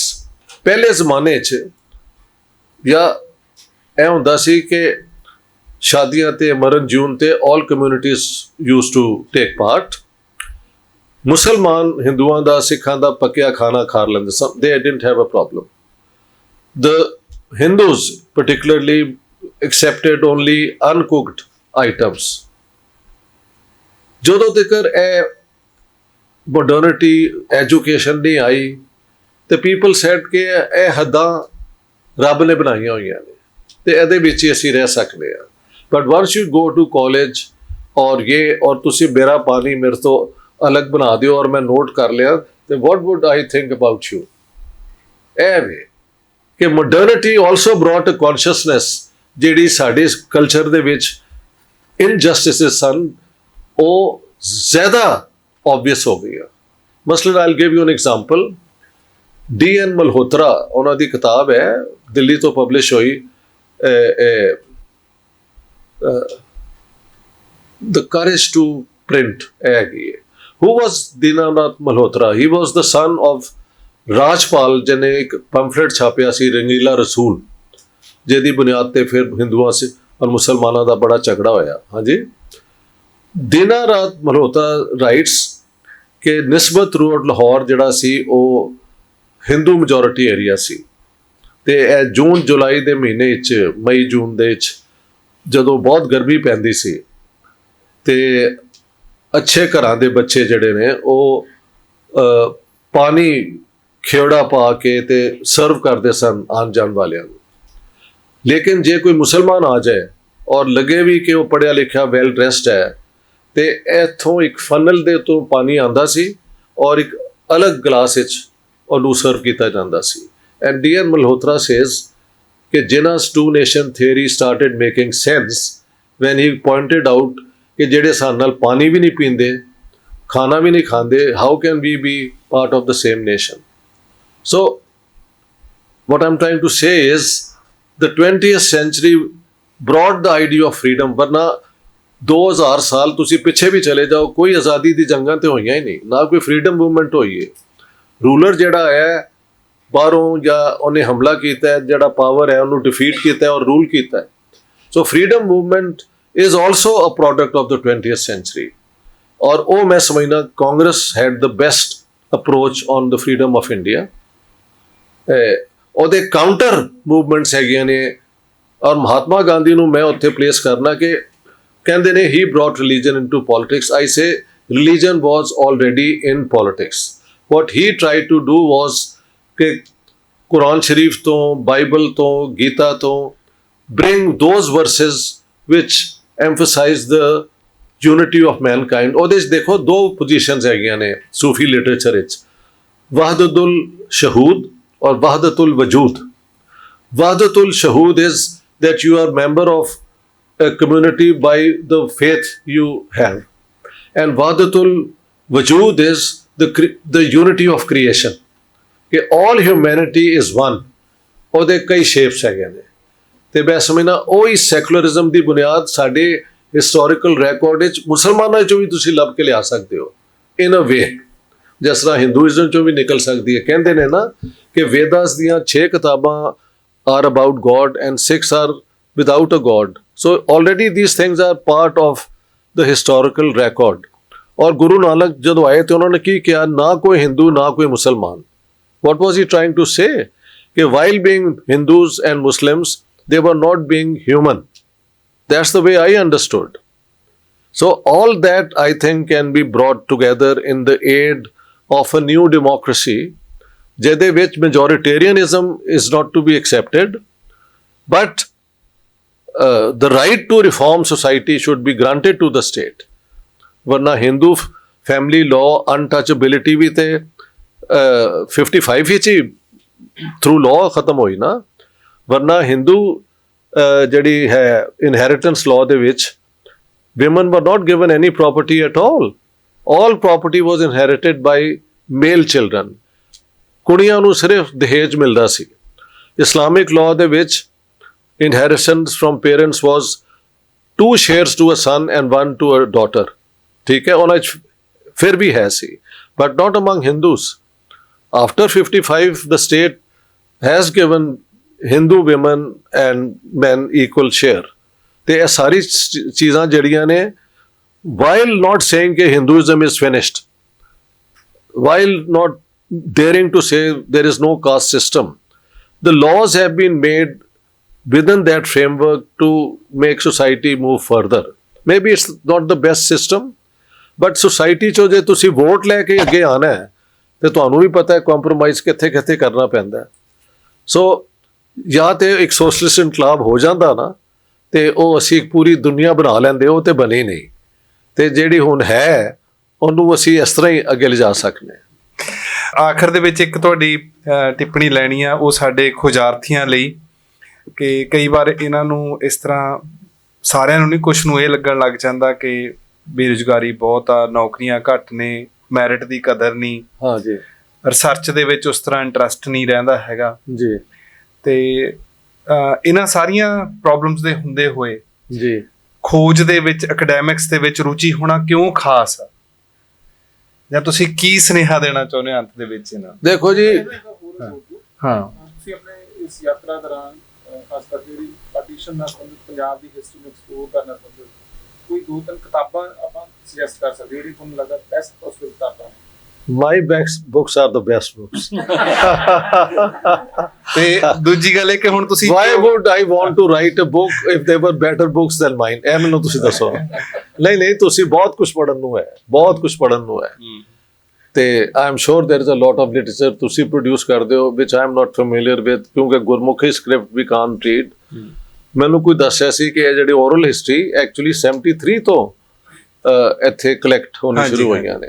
ਲੇਕਿਨ ਹੁੰਦਾ ਕੀ ਹੈ ਦੁਨੀਆ ਵਿੱਚ ਕਿ ਉਹ ਬਰਕਲੀ ਯੂਨੀਵਰਸਿਟੀ ਕੋਲ ਬਿਲੀਅਨਸ ਆਫ ਪਾਉਂਡਸ ਹਨ, ਉਹਨਾਂ ਨੇ ਉਹ ਬੈਂਕ ਬਣਾ ਲਿਆ ਔਰ ਗੁਨੀਤਾ ਭੱਲਾ ਉਹਦੀ ਚੇਅਰਮੈਨ ਬਣੀ, ਤੇ ਸਾਰਾ ਅਟੈਂਸ਼ਨ ਉਹ ਲੈ ਜਾਂਦੇ ਨੇ ਜਿਨ੍ਹਾਂ ਕੋਲ ਇਨਫਲੂਐਂਸ ਹੈ। ਆਈ ਐਮ ਨੋਟ ਸੇਇੰਗ ਕਿ ਜੋ ਉਹਨਾਂ ਨੇ ਕੰਮ ਕੀਤਾ ਹੈ ਉਹ ਵਰਦੀ ਨਹੀਂ ਹੈ, ਲੇਕਿਨ ਜਿਹੜੇ ਵਿਚਾਰੇ ਕਰ ਰਹੇ ਨੇ ਉਹਨਾਂ ਦਾ ਨਾ ਹੀ ਕੋਈ ਨਹੀਂ, ਉਹਨਾਂ ਦੇ ਰਿਸੋਰਸਿਸ ਕੋਈ ਨਹੀਂ।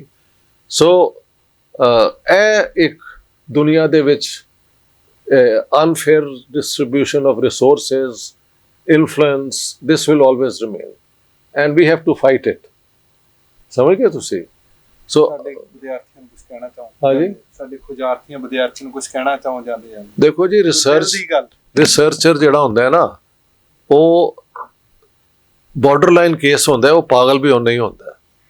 ਸੋ you have to get involved and then ਮਸਲਨ ਮੈਨੂੰ ਗ੍ਰਾਂਟ ਮਿਲੀ ਸੀ 3 ਸਾਲਾਂ ਦੀ। ਨਾਰਮਲੀ ਤਾਂ 3 ਸਾਲ ਦੀ ਮਿਲਦੀ ਹੈ ਨਾ ਯੂਨੀਵਰਸਿਟੀਜ਼ ਤੋਂ, ਸਵੀਡਿਸ਼ ਰਿਸਰਚ ਕਾਉਂਸਲ ਤੋਂ, but then it took me 11 years to collect material, ਕਿਉਂਕਿ ਇੱਥੇ ਪੰਜਾਬ ਦੀ ਪਾਰਟੀਸ਼ਨ ਤੇ ਕੋਈ ਟੈਂਪਲੇਟ ਵੀ ਨਹੀਂ ਸੀ ਕਿ ਕਿਸੇ ਨੇ ਇਸ ਤਰ੍ਹਾਂ ਲਿਖਿਆ ਹੋਏ। ਹਾਈ ਪੋਲਿਟਿਕਸ, ਗਵਰਨਮੈਂਟ ਡਾਕੂਮੈਂਟਸ, ਇਹ ਉਹ ਨਿਊਜ਼ਪੇਪਰਸ, ਇੱਥੋਂ ਤੱਕ ਗੱਲ ਮੁੱਕ ਜਾਂਦੀ ਸੀ।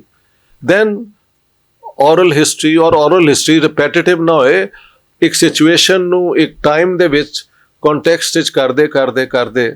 ਸੋ I did it out of my own pocket and I had no grant and therefore the book is now the way it is। ਤੇ ਜਿਨ੍ਹਾਂ ਨੇ ਤੇ ਦੇਖੋ, ਇੱਕ ਤੇ ਅਸੀਂ ਸਾਰਿਆਂ ਨੂੰ ਨੌਕਰੀ ਕਰਨ ਲਈ ਕੰਮ ਕਰਨਾ ਪੈਂਦਾ, ਉਹ ਆਪਣੀ ਜਗ੍ਹਾ ਇੱਕ ਹੈ, but if you want to be really distinguished, then do all you can to find out the truth, so that at least in your mind you have done your duty to be a neutral observer and you have given as objective a result as is possible. You need to begin with a hypothesis which can be tested. You can't begin with a hypothesis ਜਿਹੜਾ test ਹੀ ਨਹੀਂ ਹੋ ਸਕਦਾ, you know, and then let your research show if that hypothesis is upheld by the evidence। Ayesha ਜਲਾਲ ਆਕਰਾਂ ਨਾ ਕਰੋ ਕਿ ਪਹਿਲੇ ਫੈਸਲਾ ਕਰ ਲਓ ਕਿ ਅਸੀਂ ਸਾਰਾ ਬਲੇਮ ਕਰਨਾ ਹੈ, ਔਰ ਜਿੰਨਾ ਐਵੀਡੈਂਸ ਹੈ and the evidence is overwhelming, ਉਹ ਛੁਪਾ ਦਿਓ ਔਰ ਇੱਕ ਝੂਠਾ ਥੀਸਿਸ ਪੇਸ਼ ਕਰ ਦਿਓ। For me there are 2 crimes in scholarship which can never be forgiven. One is plagiarism, ਤੁਹਾਡੀ ਲਿਖੀ ਕਿਤਾਬ ਮੈਂ ਆਪਣੇ ਨਾਂ ਛਪਵਾ ਦਿਆਂ। The second is ਕਿ ਮੈਂ ਇੱਕ ਝੂਠਾ ਥੀਸਿਸ ਬਣਾ ਕੇ ਔਰ all the evidence which flies in the face of it, ਉਹਨੂੰ ਮੈਂ ਆਪਣਾ ਛੁਪਾ ਲਾਂ ਔਰ ਕਿਸੇ ਤਰੀਕੇ ਨਾਲ ਆਪਣਾ ਥੀਸਿਸ ਲੋਕਾਂ ਨਾਲ ਮਨਵਾ ਲਾਂ। So I think for me the second is as bad। ਮੈਂ ਤੁਹਾਨੂੰ ਭੇਜਿਆ ਜਿਹੜਾ ਪ੍ਰਵੇਸ਼ ਹੂਦਵਾ ਦਾ ਮੈਂ ਕੀਤਾ review, so I've sent it, I'll send it to you। ਹਾਂਜੀ। So that's what a researcher is। A researcher is insane ਇਹ ਯਾਦ ਰੱਖਣਾ। ਸੋ ਇਹਨਾਂ ਕੰਕਲੂਡਿੰਗ ਰਿਮਾਰਕਸ ਨਾਲ ਮੈਂ ਪ੍ਰੋਫੈਸਰ ਇਸ਼ਤਿਆਕ ਅਹਿਮਦ ਹੋਰਾਂ ਦਾ ਸਾਰੇ ਵਿਭਾਗ ਵੱਲੋਂ, ਜਿੰਨੇ ਟੀਚਰਸ ਬੈਠੇ ਆ ਉਹਨਾਂ ਵੱਲੋਂ, ਤੁਹਾਡੇ ਖੁਜਾਰਥੀਆਂ ਵੱਲੋਂ ਬਹੁਤ ਬਹੁਤ ਸ਼ੁਕਰੀਆ ਅਦਾ ਕਰਦਾ। ਇਹ ਬਹੁਤ ਬਹੁਤ ਨੂੰ ਤੁਸੀਂ ਮਿਲੀਅਨਸ ਟਾਈਮ ਗੁਣਾ ਕਰ ਸਕਦੇ ਹੋ ਅਤੇ ਬਹੁਤ ਖੂਬਸੂਰਤ ਸਮਾਂ ਰਿਹਾ ਸਾਡੇ ਵਿੱਚ ਇਹ, ਅਤੇ ਬਹੁਤ ਖੂਬ ਗੱਲਾਂ ਹੋਈਆਂ, ਬਹੁਤ ਗਹਿਰੀਆਂ ਗੱਲਾਂ ਹੋਈਆਂ, ਅਤੇ ਅਸੀਂ ਗੱਲ ਸਿੱਖੀ ਕਿ ਵਰਤਾਰਿਆਂ ਨੂੰ ਉਹਨਾਂ ਦੀ ਜਟਲਤਾ ਦੇ ਵਿੱਚ ਹੀ ਸਮਝਣਾ ਜਿਹੜਾ ਉਹ ਸਭ ਤੋਂ ਠੀਕ ਗੱਲ ਹੁੰਦੀ ਹੈ। ਪ੍ਰੋਫੈਸਰ ਸਾਹਿਬ ਤੁਹਾਡਾ ਬਹੁਤ ਬਹੁਤ ਸ਼ੁਕਰੀਆ। ਬਹੁਤ ਬਹੁਤ ਮਿਹਰਬਾਨੀ and thank you very much.